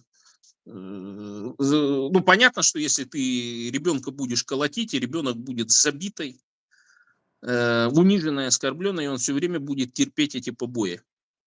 Но так русская нация, она, в общем-то, и сотворилась большей частью за счет вот насилия. Но у бурят не было такого, это не наши традиции национальные. Поэтому я и говорю о том, что вот эта попытка, значит, любая попытка даже на локальном, на местном уровне свои права бороться, она наталкивается на то, что буряты начинают бояться. Ну, так репрессии. Ну, репрессии А, когда были? Сейчас что но все сделают? Ну, равно посадят тебя на 5 лет за там дискредитацию там или еще что-то. посадили уже Не расстреляют. заочно. То есть я говорю, что проблема сейчас вот той же русской оппозиции в том, что я посчитал просто, там, значит, хорошие выступления того же, например, Давидиса были, после которого, кстати, съездил я тут в Вильнюс, после которого меня, значит, в сайт русофобы туда внесли, короче. Видимо, там болтанул о будущем бурятского государства с кем-то, кто админит этот сайт. Ну и, в общем, Давидис сказал, что 5-6 политически мотивированных дел ежедневно. Я посчитал, то есть в год это где-то 1800 всего уголовных дел, ну 1800 посадок, да? То есть, учитывая рост вообще, ну, таких вот, если посчитать, экстраполировать, условно говоря, за 5 лет, да, то это, ну, сколько, не больше 10 тысяч посадок. Мгм. Ну, то есть, это крайне мало, то есть, при этом я посчитал, сколько зэков, сейчас сколько зэков сидит обоего пола, и насколько тюрьмы русские рассчитаны. Русские тюрьмы вместе с зонами, там, со всеми, рассчитаны на 770 тысяч. Сейчас чуть ли не с 20-х годов 20 века наименьшее количество заключенных в России – 330 тысяч обоего пола. То есть они выгребли с зон порядка 300-400 тысяч заключенных. И сколько не доехало? Ну, которые вот должны были осуждены, заключили контракт и уехали и забушлатились там на войне в Украине. То есть сейчас емкость, вот чтобы заполнить вот эту разницу в 400 тысяч, да, заключенных, это сколько нужно политических заключенных? Я говорю, даешь 1 миллион. То есть русским оппозиционерам нужно сказать, добровольно идем на зоны. Добровольно совершаем преступления, связанные с конституционной и так далее целостностью Российской Федерации, короче. Будет, ну, то есть, по идее, это, да, емкость тюрем, она такова, что если будет больше 1 миллиона, то это уже будет для русского путинского государства проблема. Ну, даже, ну, кто хочет сидеть-то? Оппозиционеры кончились, там, кого попало берут, хватает, там, сколько наших бурятских на провокации попались. Вот эти сестры Шагдарова, например, попались. Алдар тот же, Алексей Бадмаев тот же, например. Их же куча, то есть вот осужденные, которые на 5, на 14 лет, которым там по 20-ке грозит там и так далее. Это впервые в нашей истории после репрессий 20-х, 30-х, 40-х годов, да, когда снова появились политические заключенные в Буре. Мы слишком мало на эту тему говорим, кстати. И вот, к сожалению, мало слишком представителей, которые выступают в ООН, которые там ассоциированы. То есть у меня знакомый якут, который вот создал еще там в конце 2000-х годов, значит, организацию, заседал в Якутии и сделал огромное количество работы для Саха, народа Саха. Он, правда, там с коррупцией боролся там, и так далее, в меньшей степени какие-то политические заявления делал. Ну его. Так, к следующему вопросу перейдем. Как ты вообще видишь будущую независимость и устройство Бурятии? Ты считаешь, мы сможем сразу прийти к демократии, или это будет автократия, или, не знаю, военная демократия? Ну, какое ты вообще видишь устройство Бурятии, когда вот начнется этот парад суверенитетов и так далее? Какое тебе устройство ближе, так скажем? Бурятия для бурят, бурятам бурятскую власть, Бурятия от Енисея до Амура. Все, 3 тезиса, больше не надо ничего выдумывать. Бурятия для бурят, это что значит? Это Бурятия, все ресурсы Бурятии должны работать на бурят. Сейчас на бурят, кроме бурят, ничто не работает, кроме самих нас. Бурятам бурятскую власть, что это значит? Что бурятами долгое время управляют не буряты. Вот создается ложное впечатление, там выдумывают историю о клановости, о дяде Баира там, и так далее. Это внутренняя конкуренция. Какой дядя Баир в Бурятии? Ну, не смешите, нет этой коррупции, о которой выдумывают. Это создает специально образ, что есть какой-то всесильный дядя Баир там и так далее. Значит, вот и всех других он дискриминирует, этот дядя Баир, дядя Абрама дискриминирует, дядю Ваню. Но нету этого в реальности. Это специально создается для того, чтобы создать черную легенду относительно бурят. Что буряты не готовы к демократии, что буряты будут коррупционерами, что вот они там такие-сякие там и так далее. Это создается специально такая точка, черная легенда называется. Гуглите. Прогуглите, как протестанты делали черную легенду, например, про испанцев.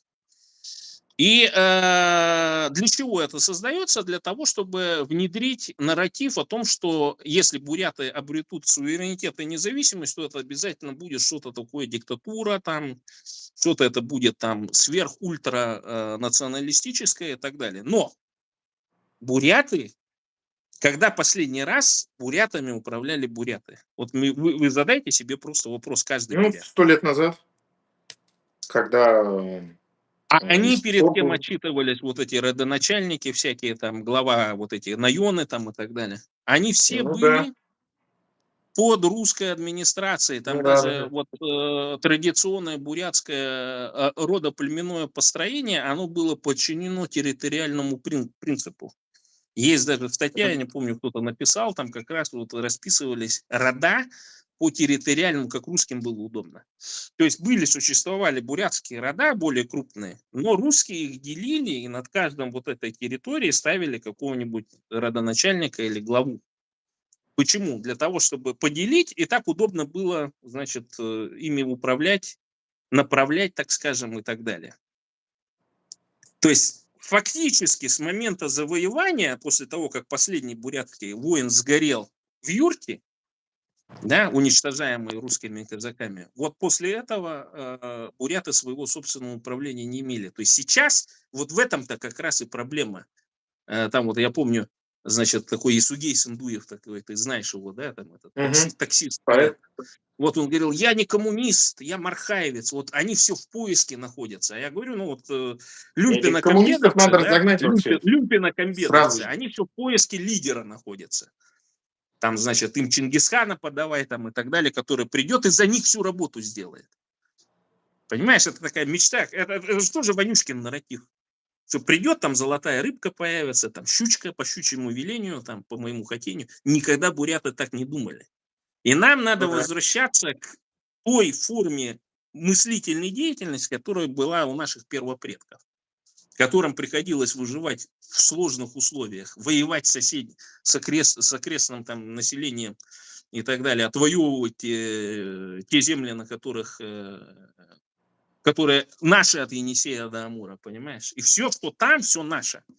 И пока вот этого понимания на уровне воспитания, когда начнут воспитывать своих детей на таком уровне.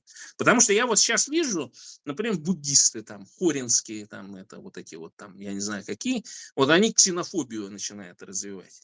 Кто не хоринский, тот не бурь. Я вот даже слышал такое там где-то в Дацане был и так далее. То Да, есть Саня тут, наоборот. тут, Там селенгинское это. Не, не, тут работа, видишь, идет в чем? В том, чтобы не допустить. Они не хотят допущения формирования бурятского национализма, потому что бурятские националисты будут работать на бурятское государство. Мгм. Есть четкие книги, все это написано европейцами и так далее. Это написано в том числе японцами о том, что такое национализм. И они все нас смещают в сторону, значит, ксенофобии, что там какие-то обидки там из детства там и все прочее. Нет, все касается того, почему бурят мало, почему буряты вымирают, почему бурят ассимилируют, почему буряты лишены не только права на язык, да, но еще и право на образование, потому что задайте себе вопрос, есть ли бурятское образование? Нет, конечно. Не школьное образование русское на бурятском языке. То есть, понимаешь, подмена понятий произошла в Да, какой-то да, да. момент. И вот эти вот все активисты, которые там бегают, суетятся, что-то за бурятский язык и так далее, они не понимают, что пока вы сами себе в башке не признаете, что все проблемы бурятского языка в русификации, в том, что мы пользуемся болгарским письмом, в том, что в корпус бурятского языка насильно внедрены русские понятия, русские термины, русские буквы, греческие звуки и все прочее. То есть пока вы не займетесь пурификацией бурятского языка, и поэтому начинаются вот эти, знаешь, движения, надо монгольский там учить, да это не язык там и так далее. То есть это все отвлечение от основной идеи Бурятия для бурят. Бурятам бурятскую власть, понимаешь? Они не хотят, чтобы буряты в этом отношении проснулись, чтобы были бурятские националисты. Они боятся, что в Бурятии возникнут свои Мельниковы, что в Бурятии возникнут свои Бандеры. Понимаешь? Что в Бурятии возникнут свои Дмитрии Донские. Этого боится. Почему? Потому что капитал. Потому что они сели на эти ресурсы, и они там в Москве жируют. И не только на этом жируют. Там много можно отраслей вот этих просто выявить, проявить. И этим-то, по идее, должна заниматься вот эта Free Бурятия Foundation, раз они там с коррупцией борются и так далее. Ну, вскройте коррупцию, например, по племенным заводам. Сколько там дивидендов каждый племенной заводик Бурятии кому-то непонятному там в Москве выплачивает. Это уж не говоря про то, что сколько золота нелегально добывается там на северах Бурятии, сколько вычерпывают. Там есть официальный бурят золото, еще кто-то там официально добывает. Так это мелочи по сравнению с тем, что там происходит.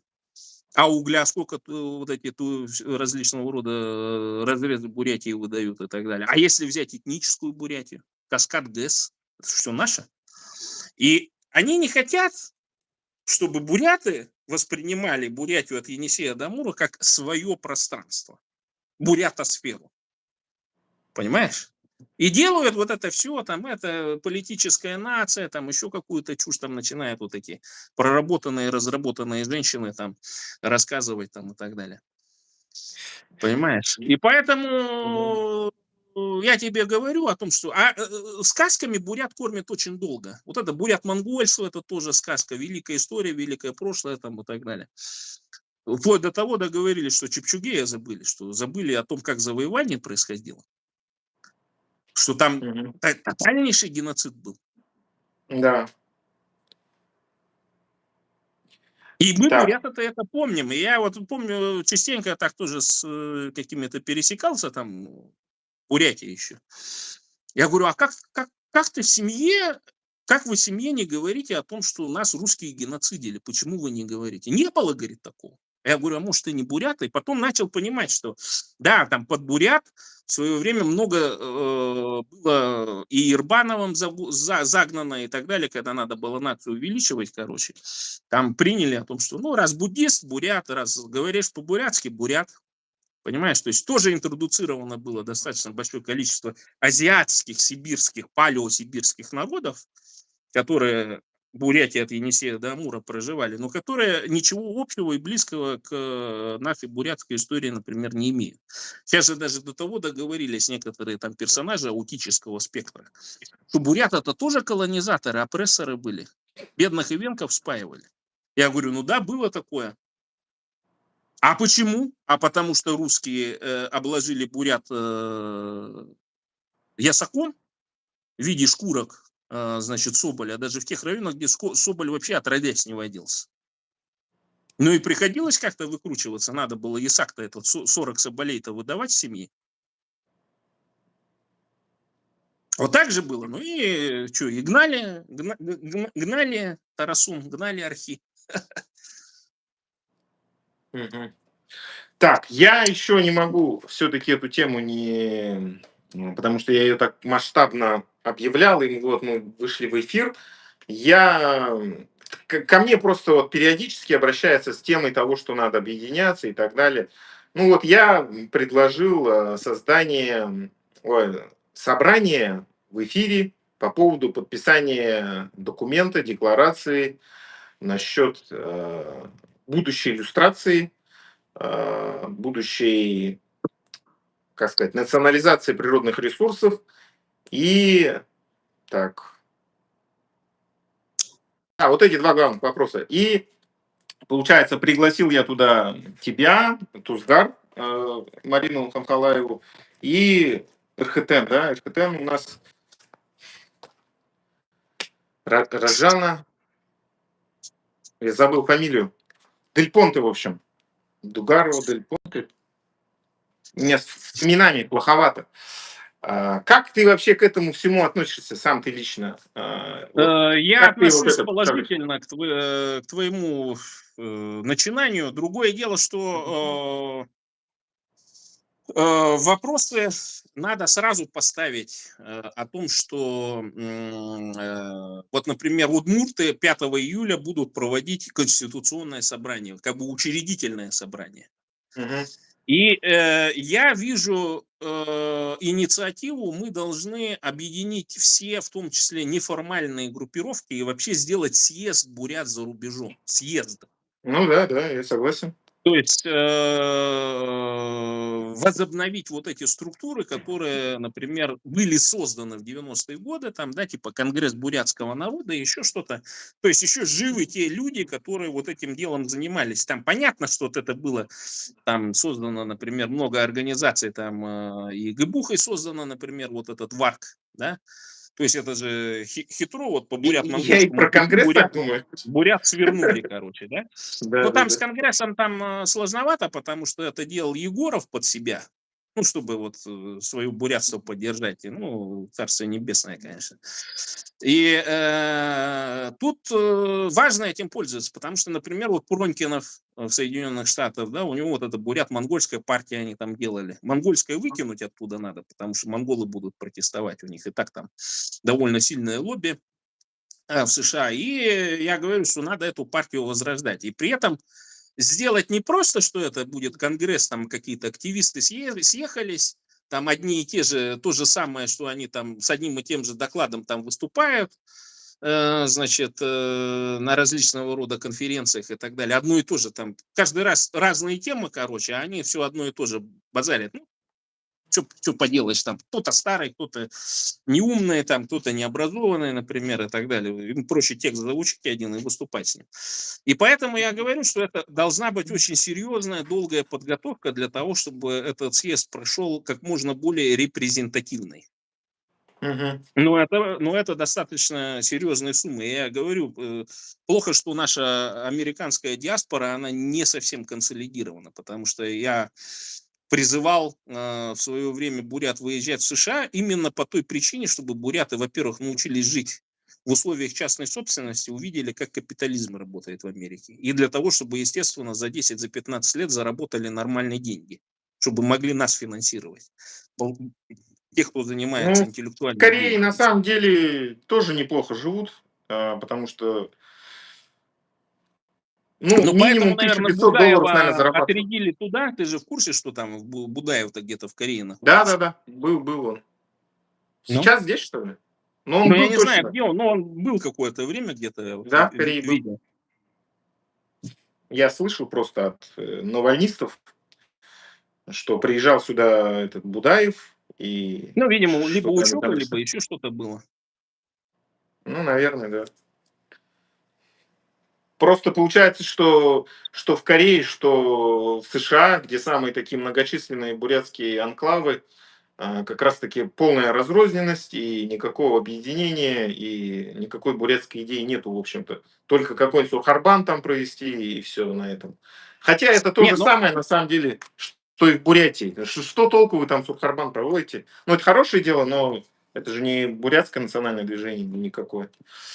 Да-да. я просто, знаешь, с организационных точек, ты понимаешь, если даже в интернете люди анонимно не могут высказаться, да, за поддержку, ну, вот, независимости и суверенитета, то ты представляешь, что когда будет, если пойдет объединение, половина сразу спрячется за баркодом, половина будет выступать вот так в маске какой-нибудь, да, то есть мы не для этого же делаем мероприятия, да, а для того, чтобы в конечном итоге диаспора консолидировалась и приняла для себя важные, так скажем, правоустанавливающие документы бурят за рубежом.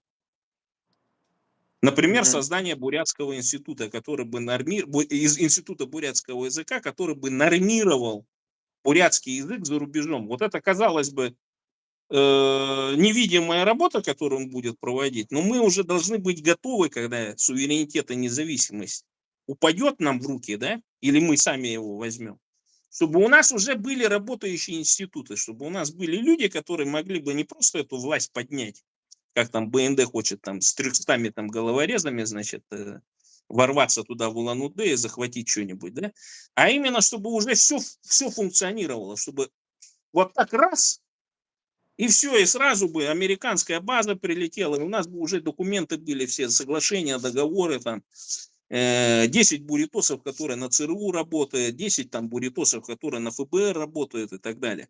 То есть нужно уже для того, чтобы определить цели. Потому что я вижу, что просто некоторая масса существует за рубежом в диаспоре, но она бесцельная. То есть, потому что вот я вижу о том, Мгм. что даже вот у тебя есть возможности зарабатывать деньги, там, стремиться к чему-то и так далее. Но что они делают? Вместо покупки дома в Соединенных Штатах начинают квартирки где-то в Улан-Удэ покупать и так далее. Ну зачем? Ну зачем? Ну, ребята, ну вы придете потом и возьмете все, что нужно. Ну, А это почему? это Потому что революционеров мало, нету вот этого мышления. все хотят по-хорошему сделать там и так далее. Тебе нужно в США жениться, рожать много детей, там все это может американская система социального обеспечения, как там 20-30 тысяч бурят вот так вывезет. И это не стрёмно, так скажем, да, в Америке, потому что все, кому не лень, там всем этим занимаются. Ну, И не конечно, надо надо всеми этого пользоваться стесняться. льготами. Чё там носить? То же самое там в Южной Корее или в Европе, например. Ну, и в И Корее я тут нас понимаю, что вот максимально. собрать просто хотя бы даже 3-4 бурят, это такая вот, ты на себя просто взвалил такую ношу, что я представляю, что вот просто даже технически собрать, потому что я уже узнавал, там, писал в корейское посольство сюда для того, чтобы, ну, получить визу, например, если данное мероприятие будет в Южной Корее и так далее. Ну, у меня большие сложности с техническим получением просто визы. Я не смогу приехать в Южную Корею Не, в легче мне ближайшие годы. уехать отсюда, потому что туда, да, сюда к нам попасть тяжело. Не, по части вот всяких... По Корее, ладно, я еще понимаю, что много здесь Ну и потом нелегалов. нужно, видишь, на такое мероприятие нужно провести еще как можно более официально, потому что важно понимать, что Корея даст разрешение или там Япония, например, на такое мероприятие. То есть это нужно еще серьезные контакты с определенными службами, потому что они могут в какой-то момент прийти и сказать, что мы ваше заседание хотя бы частное закрываем. Вот сейчас здесь скоро состоится съезд народных депутатов, и его там недавно террористической организацией признали, ну как недавно, полгода назад, но оно никак не зарегистрировано и никак и функционирует как просто частное мероприятие. То есть для тех же, например, властей Польши это просто, ну, люди собрались, поговорили, все это как частное мероприятие. То есть никакой даже, ты можешь хоть как там назвать, имперское собрание там бурятских родов, племен там с Хурал, Курултай с целью выбрать хана, короче, да? Ну, он Даржу-Дугар, он ханом хочет стать, бурят Монголии и так далее. Ты вот его так можешь назвать, да, пожалуйста, ваше частное мероприятие, там, делайте, что хотите, кого хотите, выбирайте. И в этом отношении, естественно, важно именно, чтобы вот эти организации международные, точнее, не международные, правозащитные, некоммерческие организации в Корее существовали, в Монголии, в Соединенных Штатах, там, в Германии, в Польше там, и так далее. Чтобы у нас была какая-то сила, какая-то бумажка, да? Потому что и здесь, в Европе, и во всех других странах тоже оказывается, что без бумажки ты букашка. А бумажка нужна для деятельности. Мгм. Так, вот мы сегодня уже как раз начинали разговор про Лыгденова, про Владаева, и такой вопрос у меня. Я вот недавно об этом размышлял, как раз-таки, ну, потому что вот Лыгденов, он такой печально известный человек, потому что он 2 раза в большие скандалы попадал по коррупционной теме, да, с «Черные всадники» и вот этот вот проект его 321.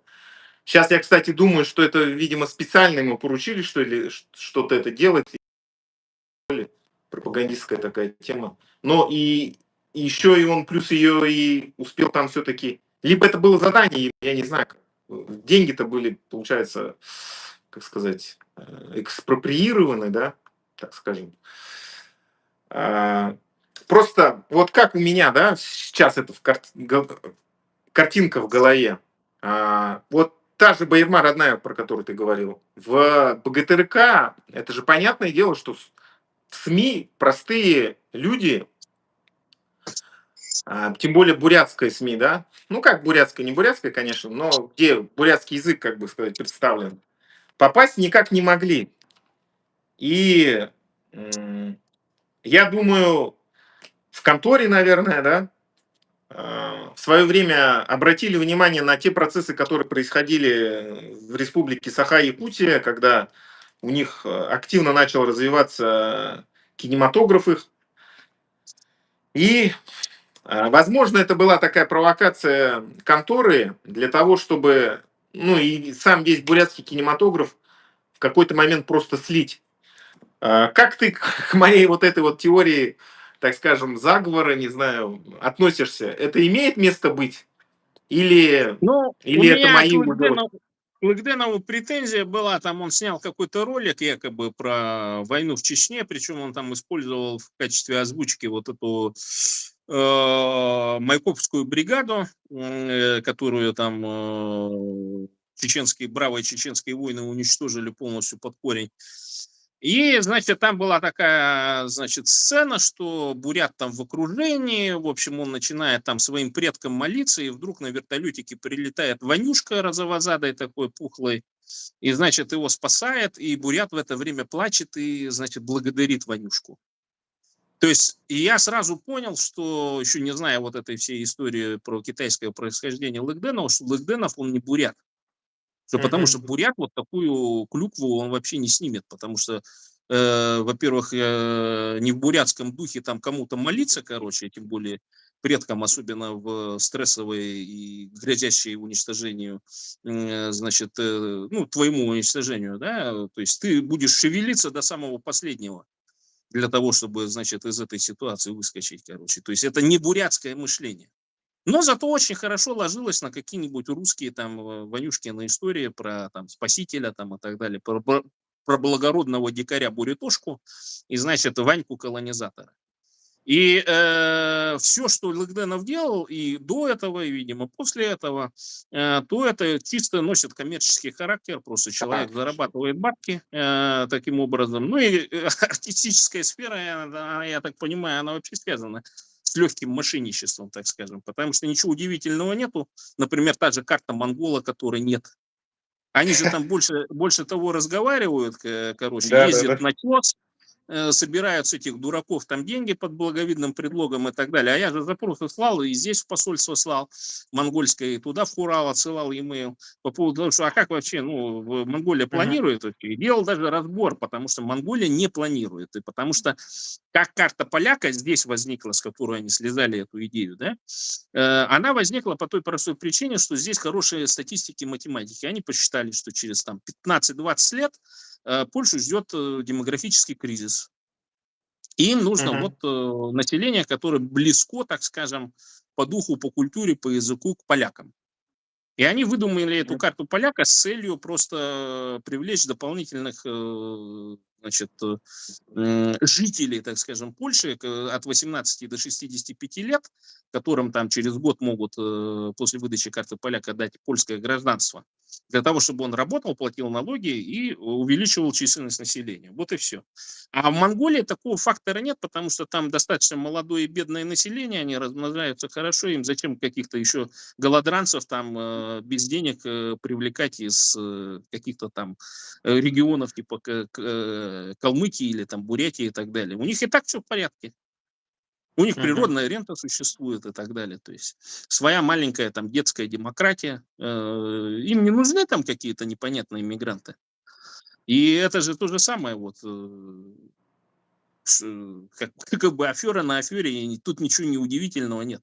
Потому что буряты вот настолько забитый народ, что они не могут понять, где тебя обманывают. Понимаешь, даже уже вот на таком моменте.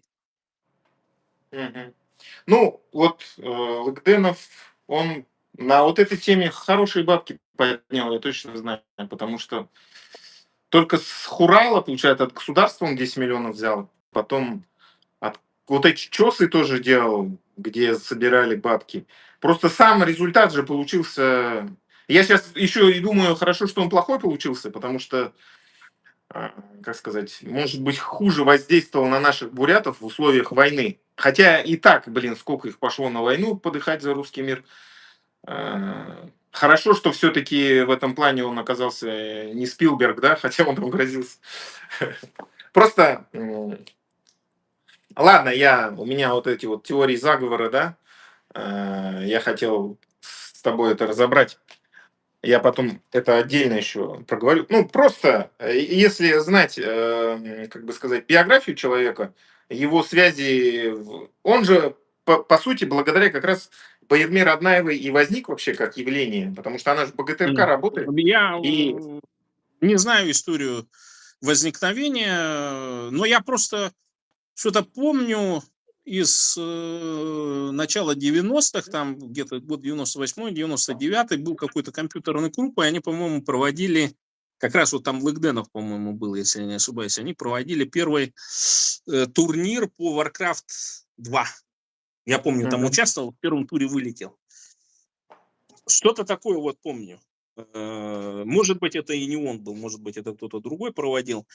Но откуда вот люди вообще возникают, потому что, ну, откровенно говоря, я очень далек от бурятской вот этой всей культурной, так скажем, прослойки. И тогда был, ну, за исключением, может быть, того, что ходил там на какие-то на балет или на оперу, в оперный, да, причем, ну, я так понимаю, что за последние там лет 15 лучше стало. Лучше Ну, стала это, эта сфера, но все равно это же понятно, что э, это все артистическая, так скажем, такая, она довольно закрытая же, понимаешь, туда сходу-то не заедешь, как говорится. там у, Ну и у потом она вот этот все равно несет вот этот флер русскости, да. То есть ты вроде видишь, что это бурят, и понимаешь, что взаимоотношения у них, которые построены, они скопированы вот с каких-то таких мыльных опер русских там и так далее. То есть поведение они там какое-то копируют, каких-то там своих бывших этих, там, ну, с кем они там общались и так далее. То есть это не наше, не бурятское, не родное. Ну, э, вообще, по-моему, театр оперы и балета бюджет 300 миллионов в год. Я просто в РЦНТ работал, немножко помню цифры эти. Ну ладно, ну я в этом плане не согласен, то что разные же постановки есть. То есть можно ставить... Ну, и я за то, чтобы культура, конечно, была. Ладно, следующий вопрос, не менее важный, наверное, самый важный вообще. Как ты видишь вообще оборону будущую Бурятии? Потому что когда мы обретем независимость, я считаю, что у русских будет, как это, стремление потом якобы свои русские земли исконные, да, как они называют наши оккупированные территории, заново завоевать, оккупировать. И без нормальной обороны, и без своей настоящей бурятской, ну, там, Саха, власти Саха, ну, нам не удастся удержать наши границы. Как ты вообще вот эту видишь оборону? Два И в варианта. условиях... Мгм.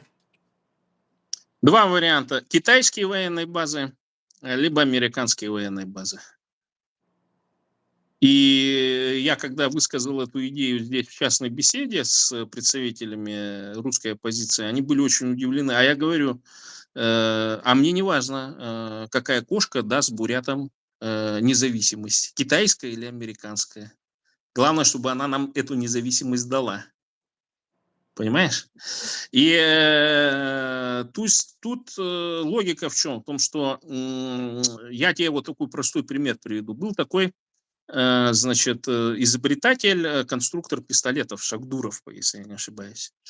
И он в свое время где-то там в Туле или, может быть, в Ижевске работал. И в 90-е годы он вот со своим пистолетом для стендовой стрельбы, пулевой стрельбы, ну, спортивной, он приехал на приборку и хотел запустить производство там этого пистолета, потому что он патент имел, авторское свидетельство там и так далее. И в 90-е годы, когда все, что угодно можно было делать, ему, тем не менее, не разрешили на приборке делать пулевой пистолет.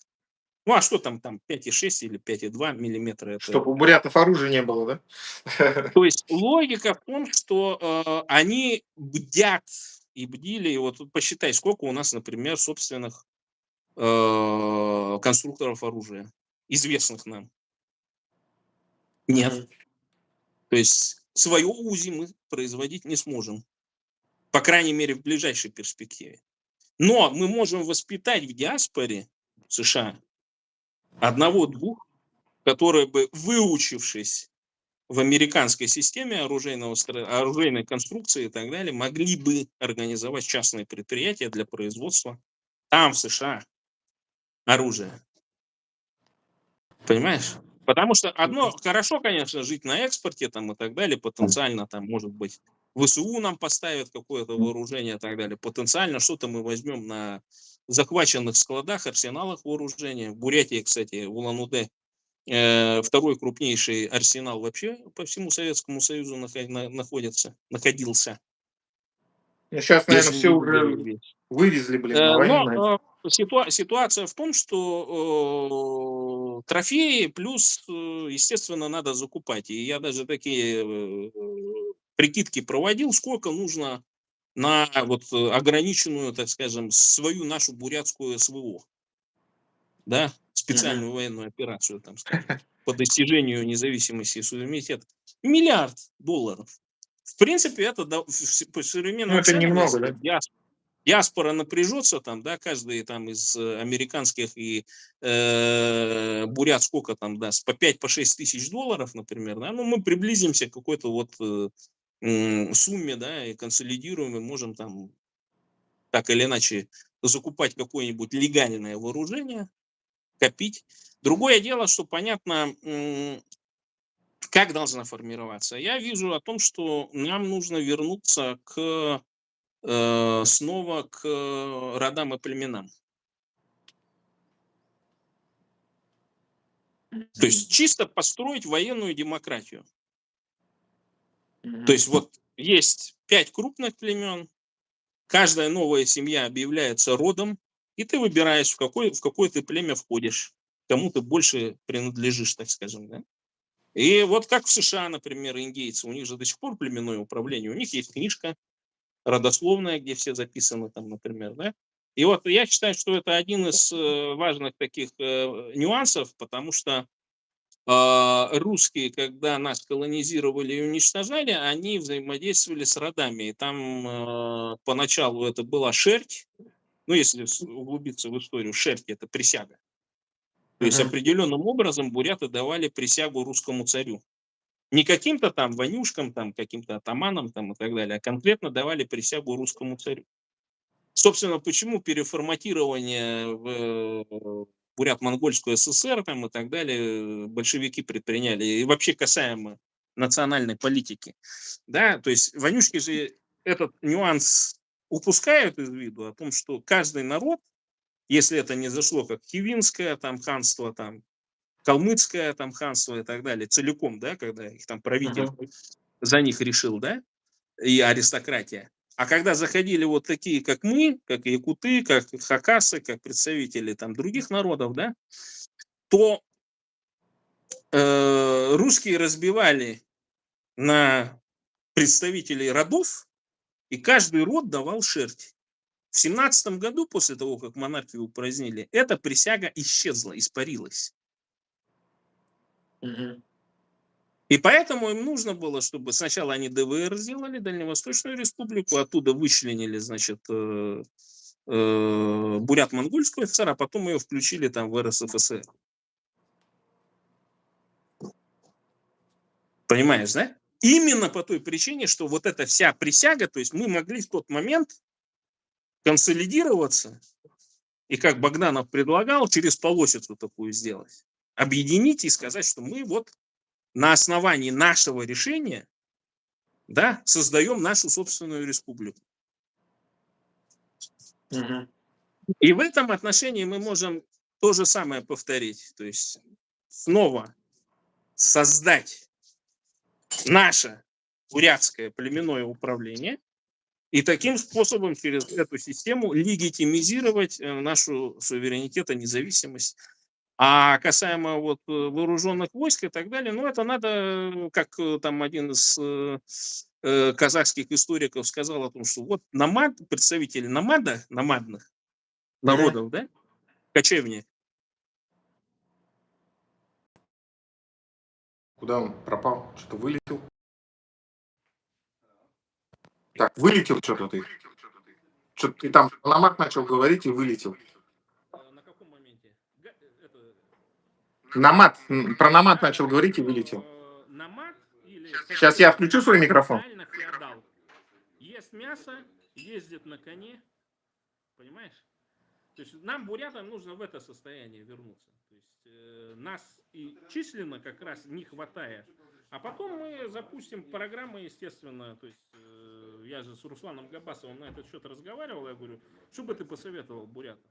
Он говорит, ну, нас, башкир, он сказал, защищает численность 1 800 000 по официальным данным. А сколько бурят по официальным данным? Вот я, например, тоже хочу добавить к твоей инициативе о том, что мы должны еще перепись свою сделать, чтобы мы сами буряты себя пересчитали. Перепись населения.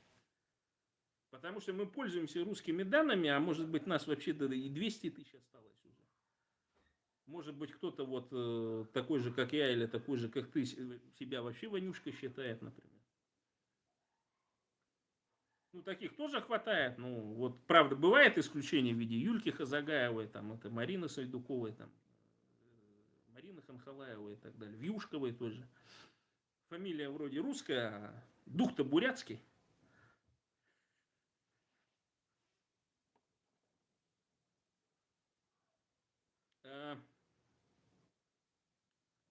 Баир, я тебя не слышу. Не внушают у меня доверие эти люди, ну ладно. Может быть, если мы когда-то устроим собрание и там поговорим, но посмотрим. Ну, надо учредительный комитет сделать для того, чтобы проговаривать, во-первых, список того, чего мы хотим там сделать, а во-вторых, важно уже понимать, как государство строить, на каких принципах и как его легитимизировать в глазах международного сообщества.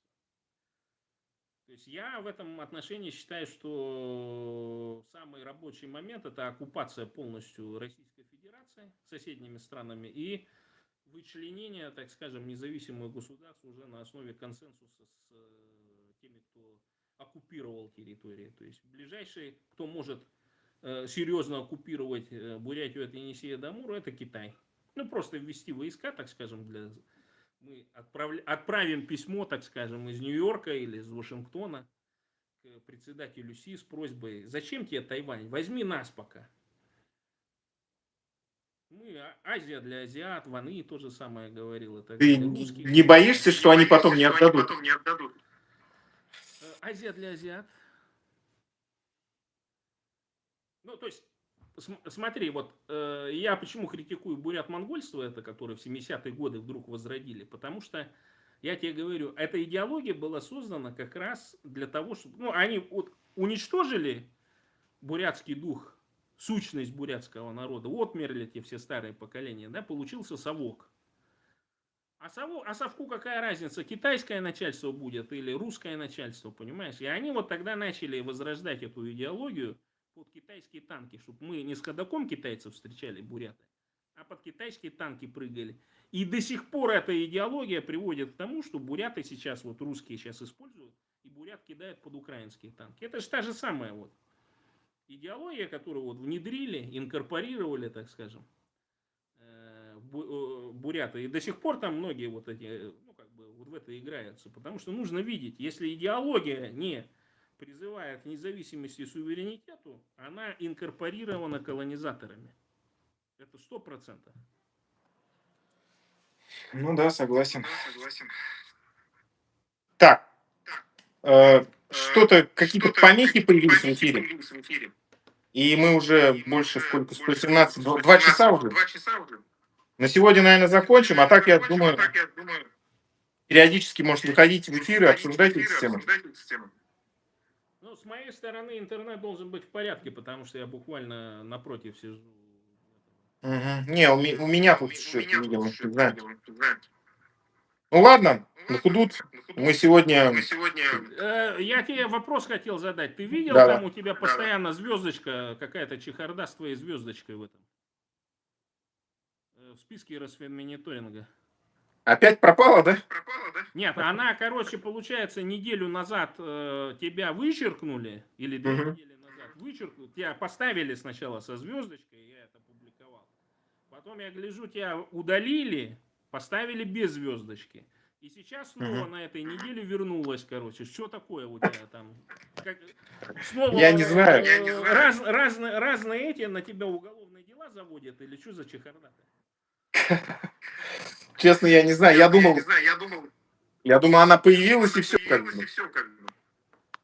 Вот, Я даже не мониторю. зайди, посмотри, потому что я отслеживаю там тех, кто из Бурятии, Мгм. там, из Забайкальского края, там, из Бурятии, из других районов. Вдруг новые политические заключенные появятся. И вот у тебя там добавление, удаление, и как раз там последние 2 недели ты как этот. Единственное, кого добавляют и удаляют, короче. И, видимо, выбрали меня как самого такого, которого можно заводить, выкидывать. Ну ладно, ну тут сегодня закончим наш эфир. А с Зуртаном мы будем на связи и будем периодически уходить. ЗБФТ на худут. Бурятия для бурят. Бурятам бурятскую власть. Бурятия от Енисея до Амура. Ну вот на таких прекрасных словах мы заканчиваем наш эфир. ЗБФТ. БРТ.